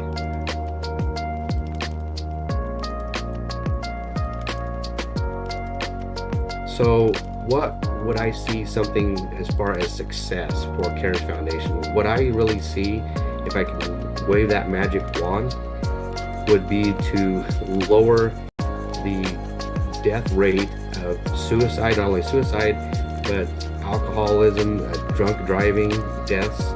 If we could have an impact on that, oh man, it would be so wonderful. And saving lives, it's what it's about. I've always said, if I could save one life, CARES Foundation has done what it's done. And you know, I've had 2 people come and tell me that I've already made an impact in their life. And so that magic wand is, I could just be boom, everywhere all at once.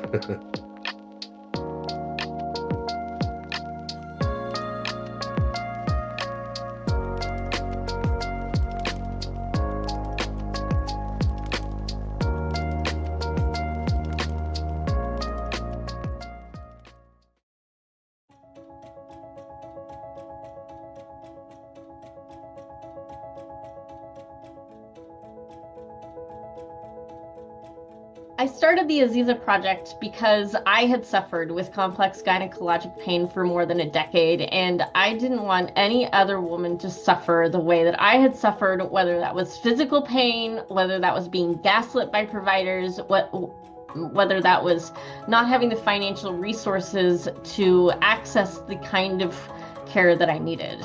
So I started this organization to help others access that care.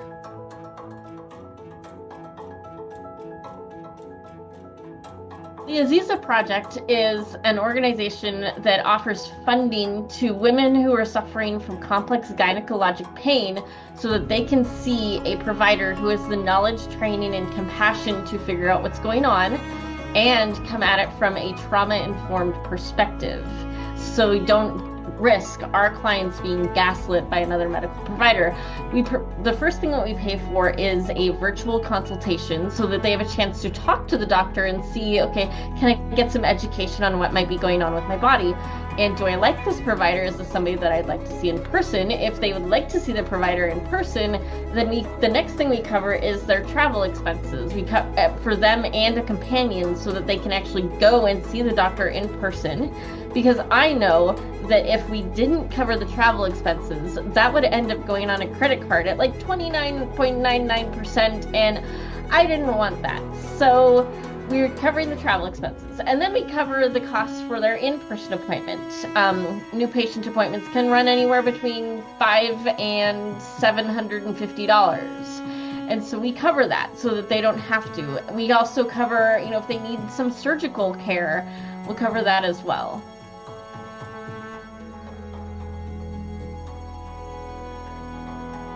The Aziza Project's goal right now is to get 12 donors giving monthly at $28 a month, because this will allow us to fund one of those virtual consultations each month. So at a minimum, that's 12 women who've gotten hope in a year's time. And then hopefully we'll just continue to grow from there. And as we grow, we'll be able to cover more and more services for the women who are finding us and looking for help getting to these appointments and getting the care they need.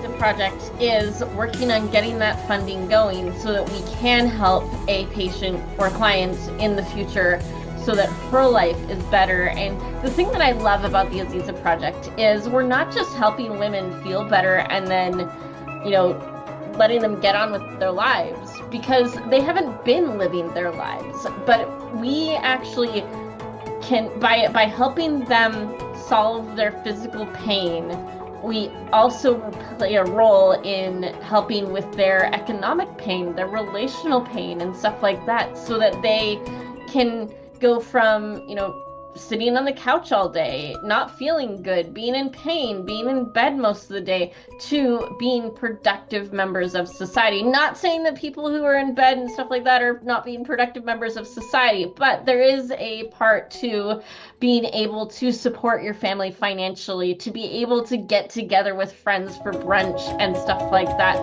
that we're able to impact their tomorrow.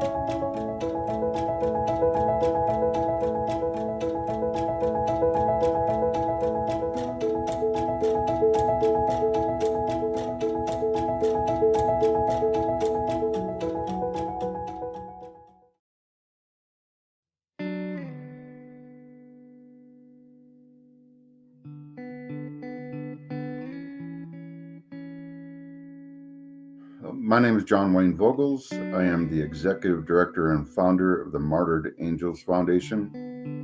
I started this organization after the unfortunate tragedy of my 3-year-old son, Bladen James Wayne Vogels, on April 9th, 2011, due to a drowning accident.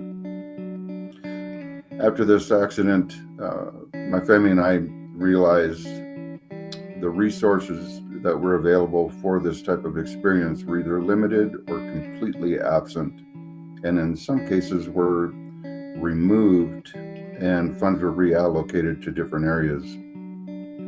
Because of this experience, this was the beginning of the Martyred Angels Foundation, in memory of my son and also in memory of all the other families that have lost a child due to my wife's history and family background in the military, extensive military service.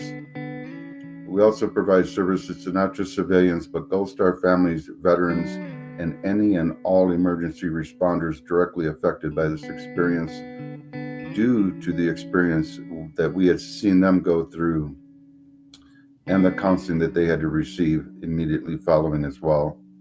So that is the reason why I started the Martyred Angels Foundation.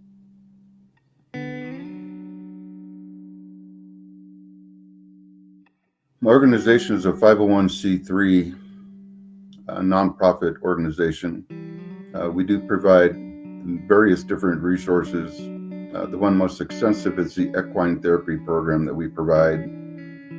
This program has surprisingly become immediately results with how we provide this service. It is a very unique and specific program. But we've also partnered with the International Star Registry, formation of group therapies, group meetings. The vision and mission of this organization is to acquire property in order to incorporate our equine campground idea. This idea will provide a much more private and secure location for families, but also one more comforting and allowing families to become more open and provide a better service for them. At the same time, this is designed to benefit everybody. So this would bring on interns, this would bring on more grant opportunities. This would also be very, very transparent in the way that it is designed, and it is a very unique campground design. So our services are extensive. And once again, we provide these services to civilians, veterans, Gold Star families, and any and all emergency responders. This is so important. This will allow all of us to come together and provide one big support group for everyone. And unfortunately, statistics is what we're trying to reduce. Currently, the statistics that were researched by Fox 31 News in a previous interview I had They stated that 80% of marriages end in divorce immediately following the death of a child.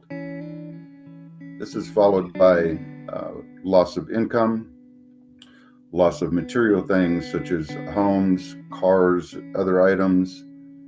Some have become homeless, battling drug addiction, alcohol addiction. Others have had either suicide attempts, and unfortunately some have been successful in suicide.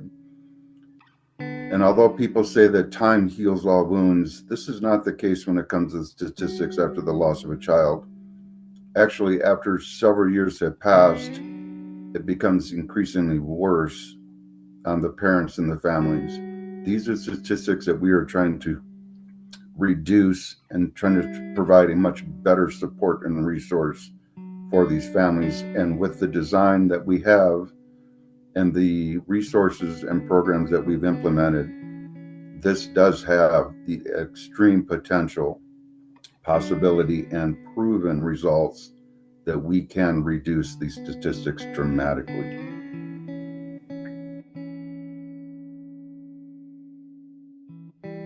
We are headed for extreme success. That's where we're headed. So we currently have programs in place, resources in place that we provide services to, and that is at a private area, at a private barn. However, although the resources are very effective at this place, it is open to public and private lessons. So where we're headed is we're headed in the direction of acquiring property to incorporate the equine campground concept that we have. This idea, this concept, not only will allow us to become more successful with our programs and our resources that we provide, but also allow it to be more private and confidential, but also very transparent for those that donate, invest, or become supportive of what we're doing.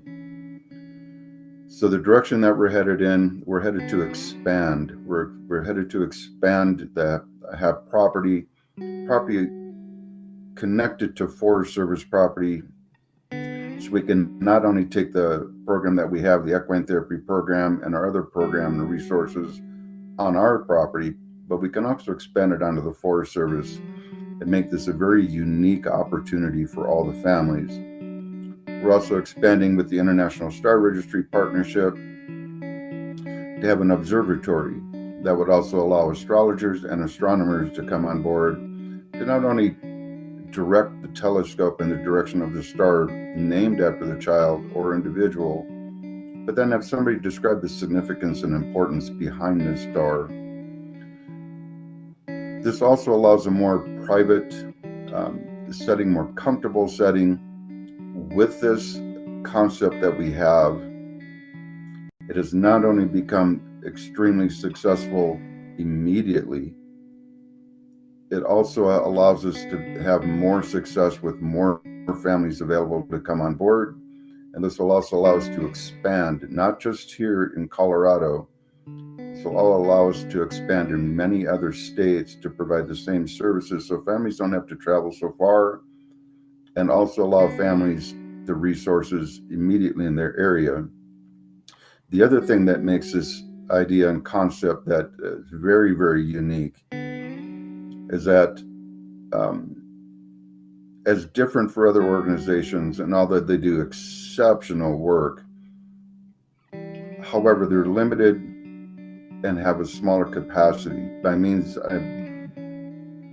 what I mean by that is, most of them have meetings maybe once or twice a month, and then there's an extensive amount of time in between that these families have to wait for services. The way this is designed, the way that we have designed the Martyred Angels Foundation and this equine campground, once families have come on and have gone through our program, afterwards, this will allow them to have 24/7 access to the property. Because anybody that suffered from PTSD knows that PTSD does not have a clock. It does not care what time it is. It doesn't care where the little hand is. It does not care where the big hand is. And it does not care where that ticking second hand is. PTSD affects any time of the night, any time of the day, 24/7. With that and with our idea and our concept, this will allow these families to have a resource to come to that is open to them 24/7 to help them with these struggles.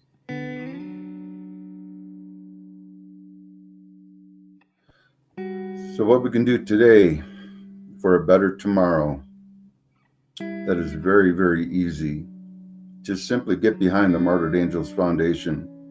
Through your support, invest in what we're doing, support what we're doing, become a donor of what we're doing, become involved with the Martyred Angels. We have so many different areas. We have the equine therapy program, International Star Registry, group meetings, group support. There's also a very unique opportunity for a motorcycle attachment, in which this is a story I really love to tell. So when both of my children turned 1, I would put them on the front seat of my motorcycle with me. We would do circles in our cul-de-sac and go up and down the road. My kids absolutely loved riding this motorcycle. However, due to my work schedule, I did have extensive times where I was on call 24/7. So in this one particular moment, I did an on-call and then I had to do my work shift. When I got home, typically when the kids would hear me coming down the road, they would either have their faces pressed up against the glass door waiting, or they'd be out the mailbox. At this particular time, they were out the mailbox waiting for their ride. However, I was really tired. So when I rolled up, I told the kids, listen, Dad can't give you a ride today. I'm just too tired. So I pulled my motorcycle into the garage and I park it, and I never locked it, never had a reason to, such a secure garage. And since this is a 98 Road King, it is carbureted. So this is key to the story. So when I park the motorcycle, I get off the bike, I go into the house, I make something to eat, then I make something to drink. And this took a little bit of time because, of course, I'm playing with the kids at the same time. However, when I go downstairs to sit down to take a little time to relax, I hear the starter engaging on my motorcycle. Now, my son Bladen was 2 at this time. So I run upstairs and I open up the garage door. And as I look, there's Bladen. He climbed up the side of my bike, was standing on my tanks. I have 18-inch risers on my bike. Bladen had his left hand gripping that handlebar. I never noticed him paying attention to how I started this bike. He wanted to go for a ride so bad, he was going to take himself for a ride. So he turned the ignition switch on and he was hitting the start button. And I just went, oh my God. So I ran up, I'm like, Bladen, no. So I grabbed him off the bike. Ever since then, I locked the bike up. Even if I'm a foot away from it, it's locked. However, I couldn't think of a better tribute than to include that into the organization. So there's a motorcycle membership attachment, equine therapy, International Star Registry, group meetings, group support, and once again, just that huge volume of support between civilians, Gold Star families, veterans, and any and all emergency responders. This design that we have benefits everybody. Nobody is left behind. Nobody is left out. The best way to help us move forward is to become involved to whatever capacity, donation, investment, support. Reach out anytime to the Martyred Angels Foundation, and we would love to have you involved. Thank you.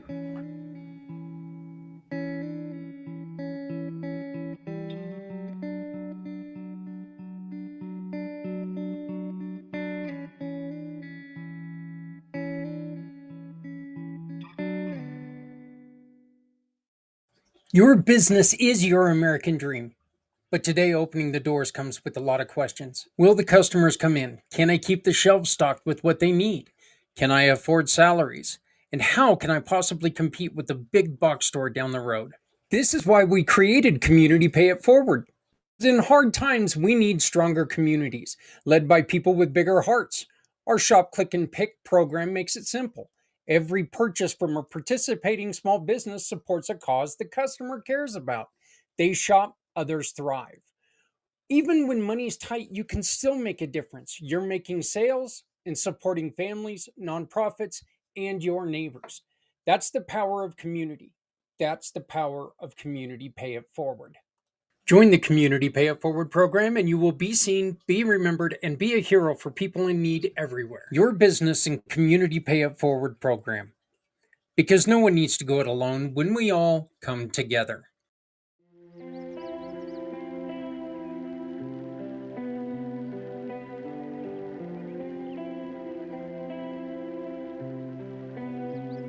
So, Dreams of Media started in 2023, but honestly, it wasn't something I planned from the start. I was applying to medical school and working with my older sister when I realized how much I loved creating and editing designs. It was just something that came naturally to me. My sister always believed in my work and kept sharing it with people in her network. And one day someone actually asked her, "Who's your graphic designer? I'd love to meet her." That moment sparked something in me. I realized there was a real demand for my skill set with people in general, and with the encouragement of my sister and my growing network and her growing network, Dreams of Media was born.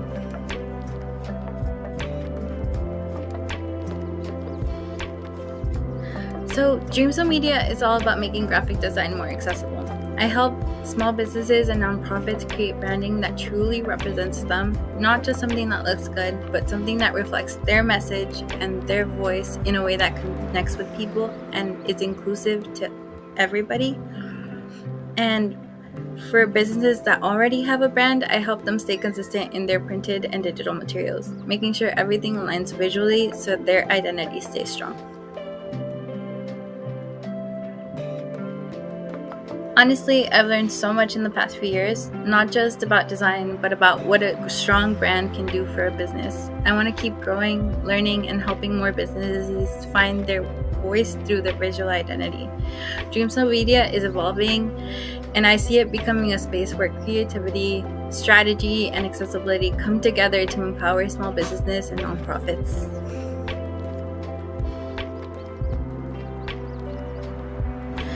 I wouldn't be where I am without the people who believed in me and supported me, so I try to give that same energy back.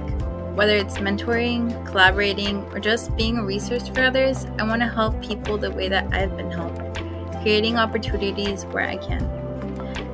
It really does take a village, and I'm so grateful for mine. I've always believed in lifting each other up, because when we do it, it creates a ripple effect that makes everything better for everyone.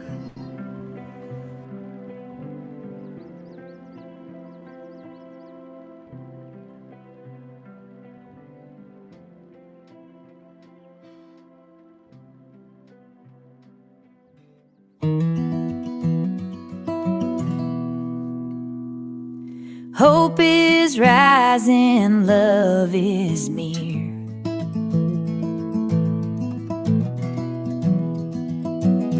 We come together hand in hand, hand in hand. A miracle shines across the land.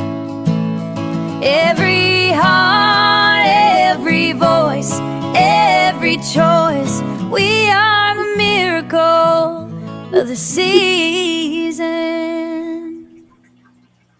Okay, so I said that was going to be an hour. I didn't realize I had that many videos, which is a great thing because that means I've got that many wonderful, wonderful partners in the Community Pay It Forward program. And here's the thing, that was less than half of them. If you are a Community Pay It Forward partner and you're watching that, please reach out to me. Let's get you recorded. So it is time for us to get back to our little learning thing that we've been doing here. And we want to talk about modern Christmas from the Renaissance to Santa Claus. How centuries of culture, faith, literature, and tradition have helped shape the Christmas we know today. And then we're just going to move right on into Hanukkah and see another wonderful, wonderful tradition of another wonderful group of people. So in our last couple issues, we walk through the medieval world, feasting, carols, misrule, evergreens, and the 12 days of celebration. Today, we're going to step into the next great transformation, which is the story of how Christmas became, well, Christmas.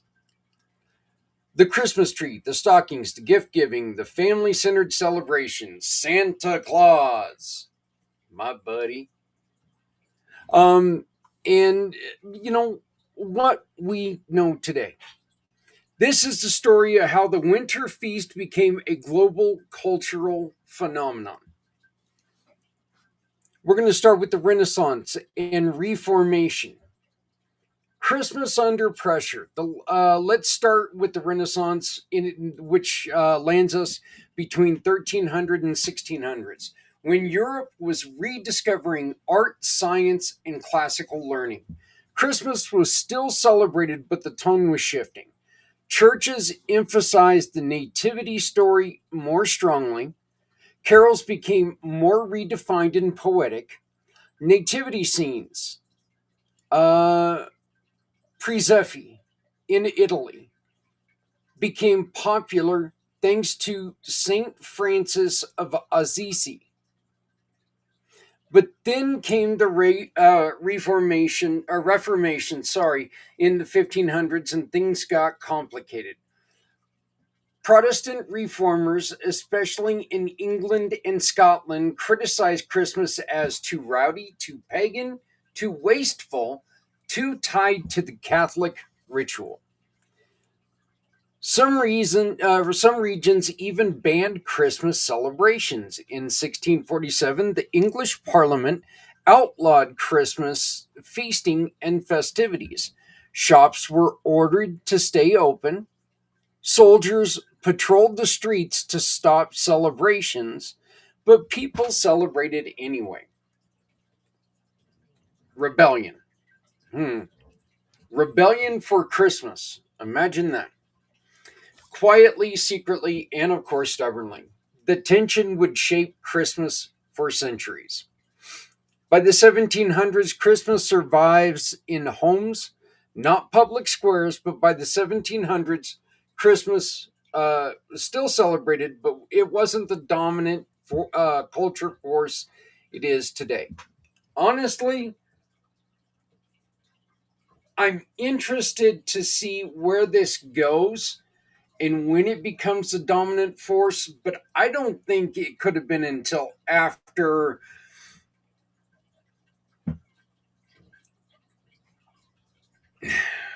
the culture turned more to shopping, if that makes any sense.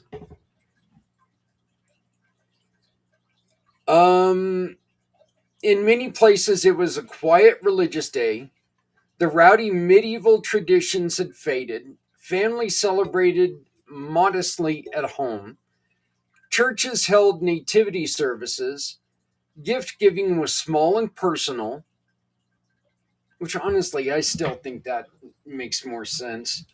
But something important was happening beneath the surface. Christmas was becoming domestic, a home-centered holiday, and this shift set the stage for the explosion of the new traditions in the 1800s.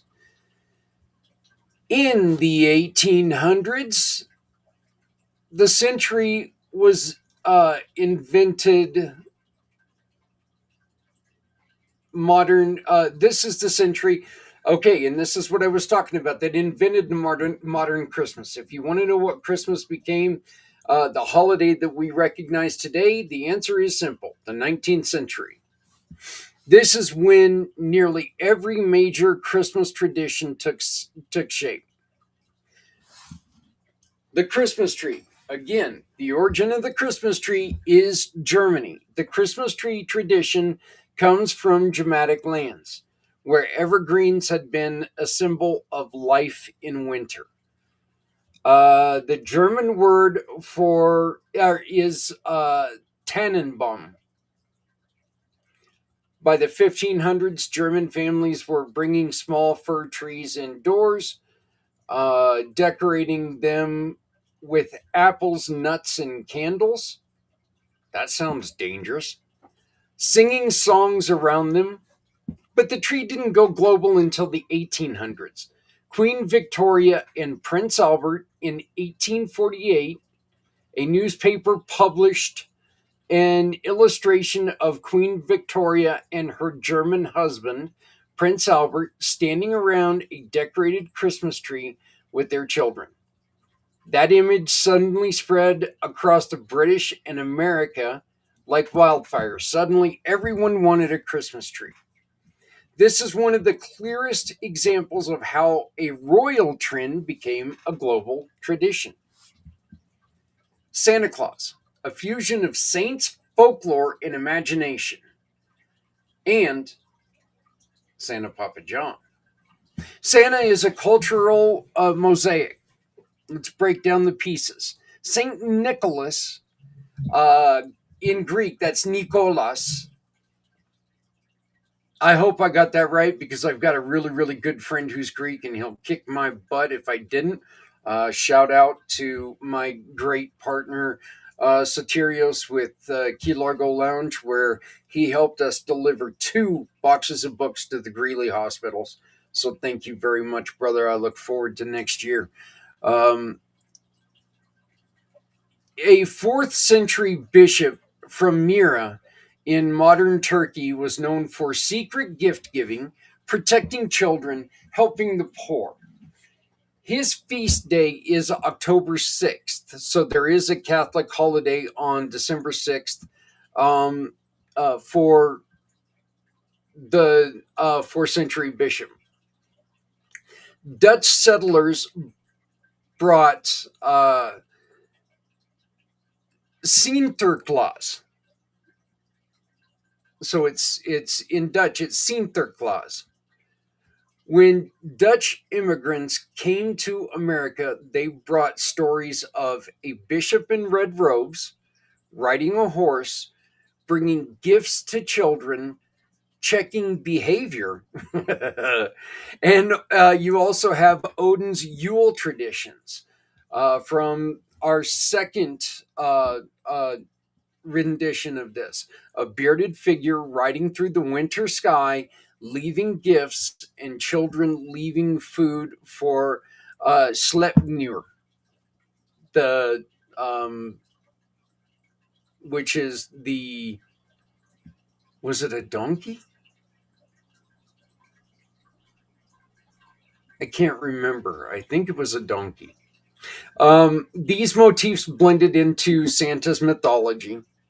Then Clement Clark Moore poem, A Visit from St. Nicholas, better known as 'Twas the Night Before Christmas, was introduced. Again, this was, I didn't realize that it was 1823. 'Twas the Night Before Christmas. Wow. Which introduced reindeer, a sleigh, a jolly plump Santa, chimney visits, and the names of the reindeer. This poem shaped Santa more than any other single source. Thomas Nast, 1800s illustrator, drawings gave Santa a red suit, a workshop, the North Pole, elves, and a naughty and nice list. In the 20th century, the advertising companies, especially Coca-Cola, popularized the modern, friendly, red-suited Santa. So Santa is part saint, part Norse god, part Dutch folklore, part American poetry, Victorian imagination, and part commercial art. And I still, and you know, this is opinion, but I still love the art that Coca-Cola puts to this season. I think that their campaign is so fantastic with all the artwork and everything they do for this season. Then again, I'm also a huge fan of polar bears, so why wouldn't I love it, right? Gift giving becomes central in medieval times. Gift giving happened on St. Nicholas Day, which is December 6th. Remember that. New Year's Day and Epiphany, January 6th. But in the 1800s, gifts shifted to Christmas Day. So this day that was a festival of feasting and gifts and other things that turned to a strictly religious day is now back to the Christmas that we know. And why did it switch? Families were becoming more child-centered. The Industrial Revolution made toys more affordable. Santa Claus became the symbol of generosity. Christmas became a sentimental, family-focused holiday. And by the late 1800s, Christmas morning gift opening was a widespread tradition. Christmas cards were introduced in 1843. The first commercial Christmas card was printed in Loveland. Sorry. Oops. Let's try London in 1843. Loveland, I tried to give you a little bit of a pump there, but being the wonderful city you are, but we have to tell the truth here. That is London in 1843. It showed a family celebrating acts of charity, a festive winter scene. Cards spread rapidly because they were affordable, personal, beautiful, and easy to mail. They helped create the emotional tone of Christmas, warm, nostalgic, connected. We are trying to open this up and invite you to create a video Christmas card that you can send to people and give you that thing that you get to share it online. And who knows, maybe even do a couple funny stories to kind of egg them on a little bit. Charles Dickens and the emotional heart of Christmas. No single writer shaped modern Christmas more than Charles Dickens. His 1843 novella, A Christmas Carol, introduced Christmas as a time of generosity, redemption, family warmth, compassion for the poor. The idea that Christmas transforms the heart. Dickens also helped shift Christmas from a rowdy festival to a season of kindness, reflection, and goodwill. This emotional tone is now inseparable from the holiday.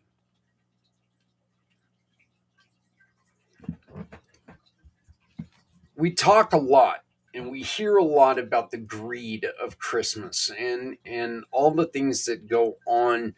The stores doing all these sales, Black Friday, all this other stuff. We hear about all the greed. And there's a reason for it. Okay, there really is. There is a reason for it. The toy companies take and market this time of year to, create the next Tickle Me Elmo, whatever. And that is dating me a little bit there. Sales are everything right now for toy stores, for manufacturing, for the next great gift. There is a lot of that, okay? But the truth is, there's also so much kindness that happens during this time of year.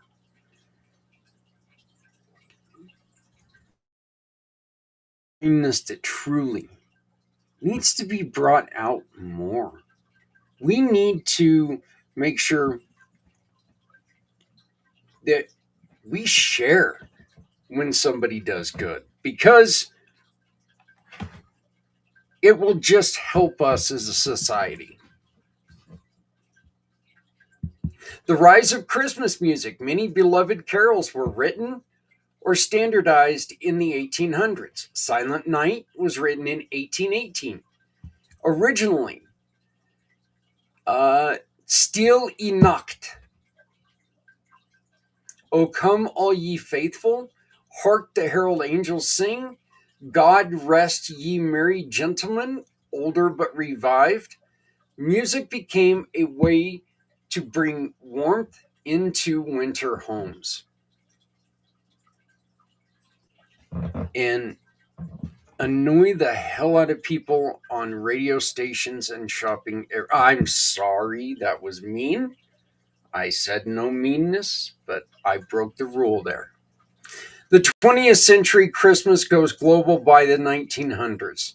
Christmas had become a family holiday, a commercial holiday, a religious holiday, a cultural holiday, and a global holiday. Movies, radio, and television spread Christmas imaginary worldwide. Think of it. It's a Wonderful Life, Miracle on 31st Street. Honestly, my favorite, and it's every time I see it on the TV, I haven't watched it in a long time, but I still get that extra beat in my heart every time I see Rudolph the Red-Nosed Reindeer. A Charlie Brown Christmas. You know, these have been around for so long. And it's great to see like that old claymation come back and stuff. It's really neat. Tell me in the comments, what is your favorite holiday movie? What is that holiday movie that really, really brings you back to being a kid? Or, look, you've got the Hallmark Channel, which has basically created a franchise over creating Christmas movies.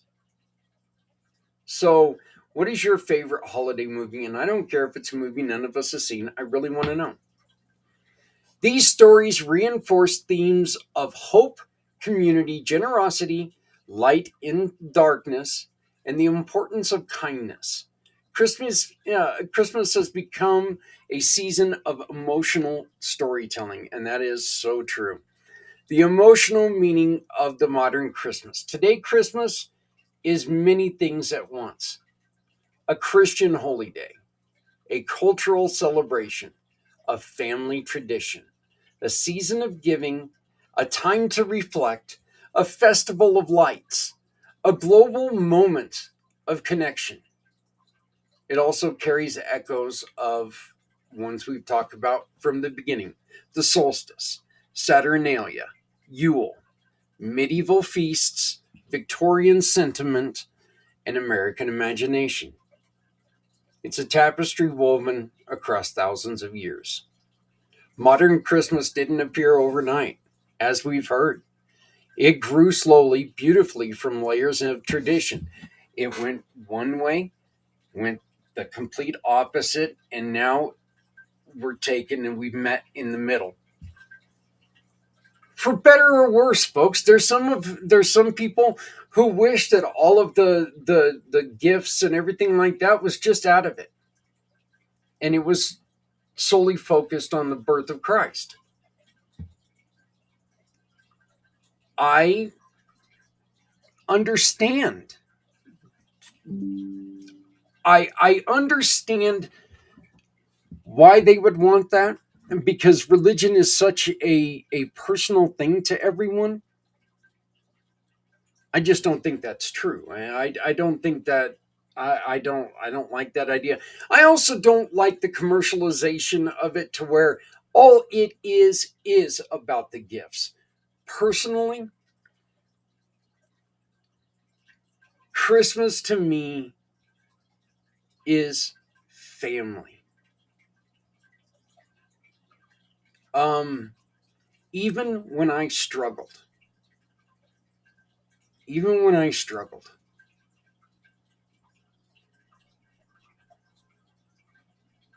holding my sons, grabbing my sons, and being with my sons means the most.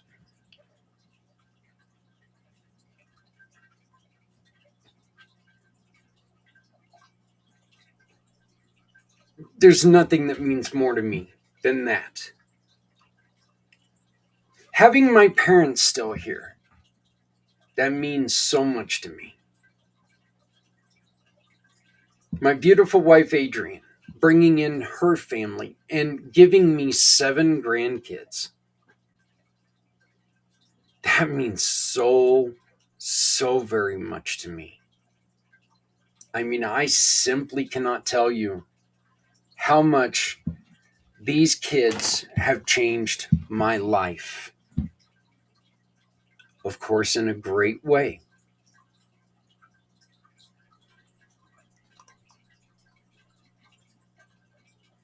Christmas means a lot to all of us. It means something different to all of us.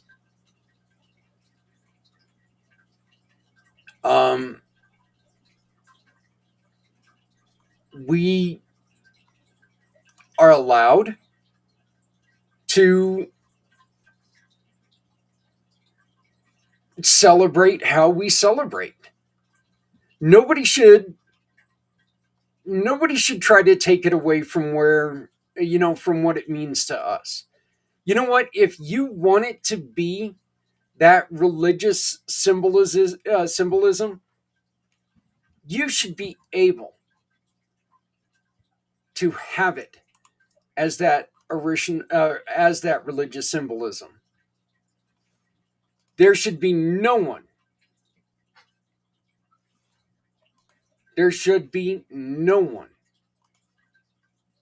who restricts it from you. Okay? If you want it to be the commercialization, that's fine. That's all you. You do you, boo. Basically. It's what it is. I'm trying to find something here, so I'm very, very sorry for the distraction. But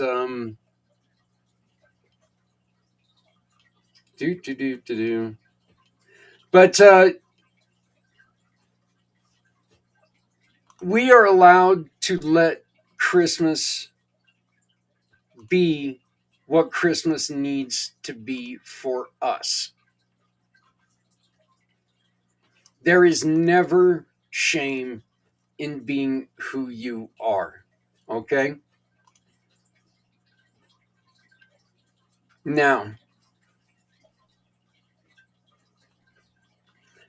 I have, I just mentioned them. And I did something this year that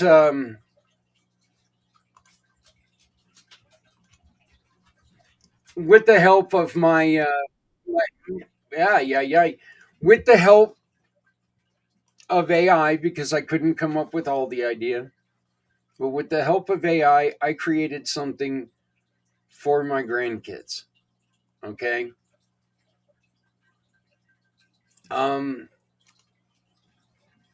Maybe a little dorky.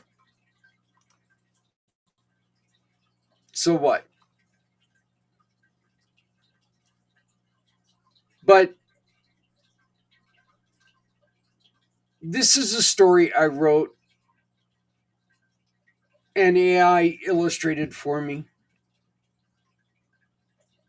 I really hope you enjoy it. This is this kind of really tells you what Christmas means to me.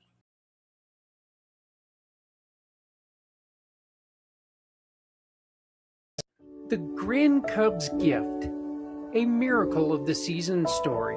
In the heart of the North, where the snow never melted and the stars danced low in the sky, lived Grandma and Grandpa Polar Bear.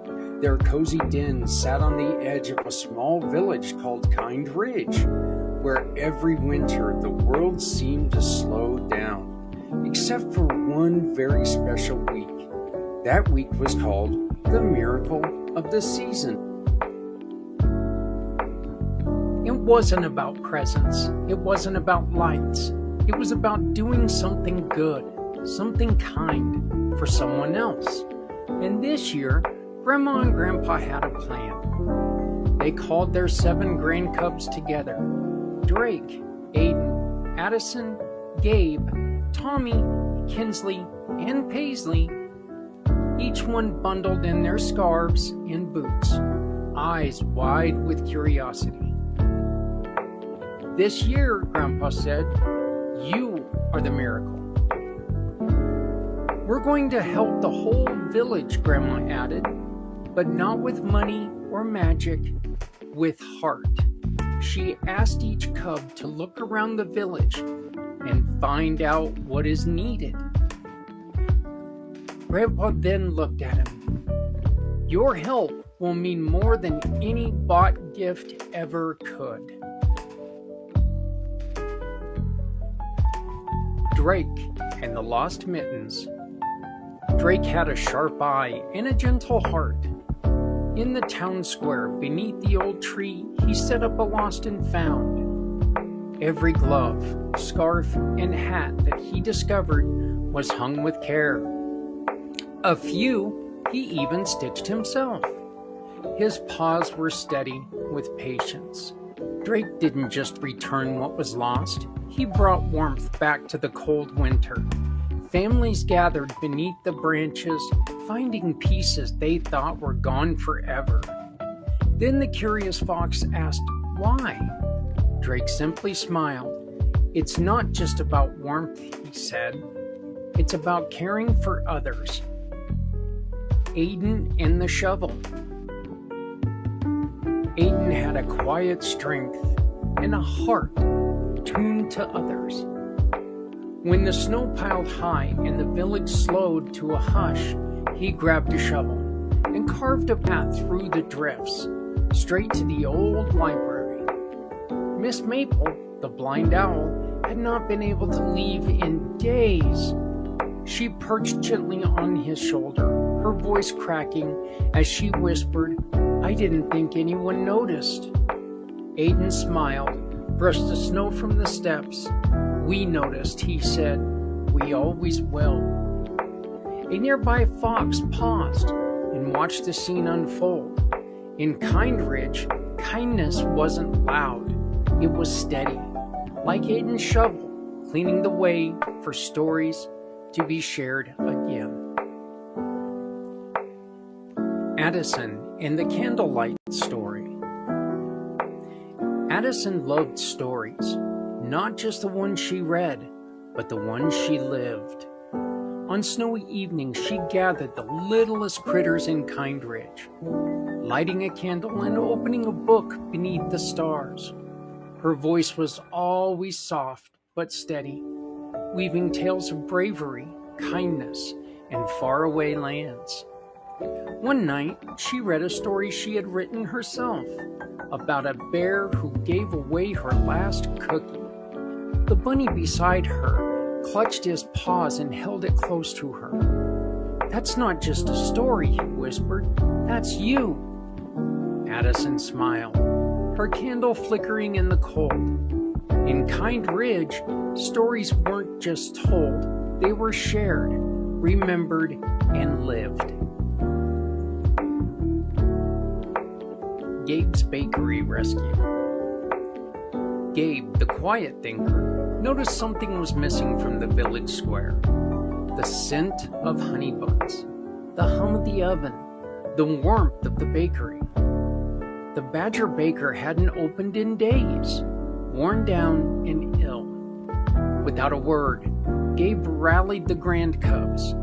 They dusted flour across their paws, following the Badger's recipe to the letter, and filled the shelves with golden steaming buns. The Badger stepped inside, eyes wide and wet. You saved my shop, he whispered. Gabe smiled, handing him a tray. We just followed your recipe, he said, and added extra love. In Kindridge, kindness rose like bread, quiet, warm, and shared. Tommy's Toy Fix-It Tent. Tommy could fix anything. With Grandpa's old toolbox and a heart full of care, he pitched a tent in the village square and got to work.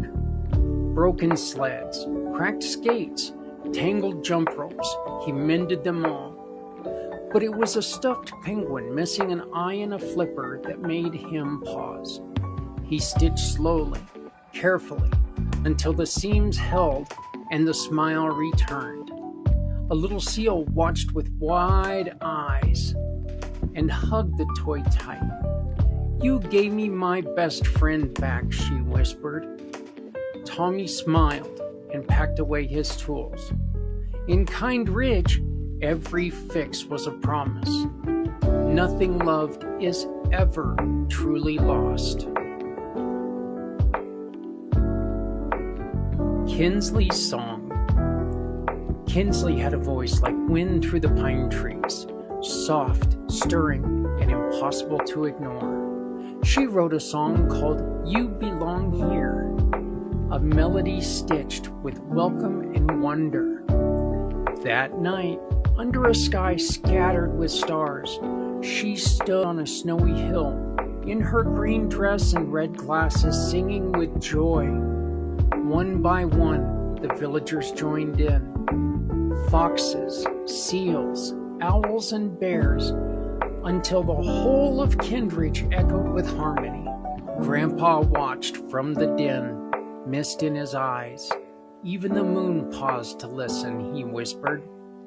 In Kind Ridge, music wasn't just heard, it was felt, shared, and remembered. Paisley's light. Paisley stood at the window of the den, her tulip skirt swaying gently as she held a single candle. She lit it and placed it on the sill, then another, then another. Outside, the snow fell softly. Inside, the glow began to spread. One by one, the homes of Kind Ridge followed, windows flickering to life with a warmth and welcome. From the hilltop, the village looked like a constellation stitched into earth. This light, Paisley whispered, is for anyone who feels forgotten. In Kind Ridge, no one was ever truly alone. Not when the candles burned, not when the stars listened. The legacy. That year, the miracle of the season wasn't one grand gesture. It was 7 small ones. 7 grand cubs, 7 hearts, and 1 village forever changed. Drake restored what was lost. Aiden cleared the way. Addison shared stories. Gabe baked warmth. Tommy mended memories. Kinsley sang and taught her song. Paisley lit hope. And Grandpa reminded them all to keep it going. Kind Ridge didn't just glow, it grew. And every year after, the Cubs returned. Not just to visit, but to lead.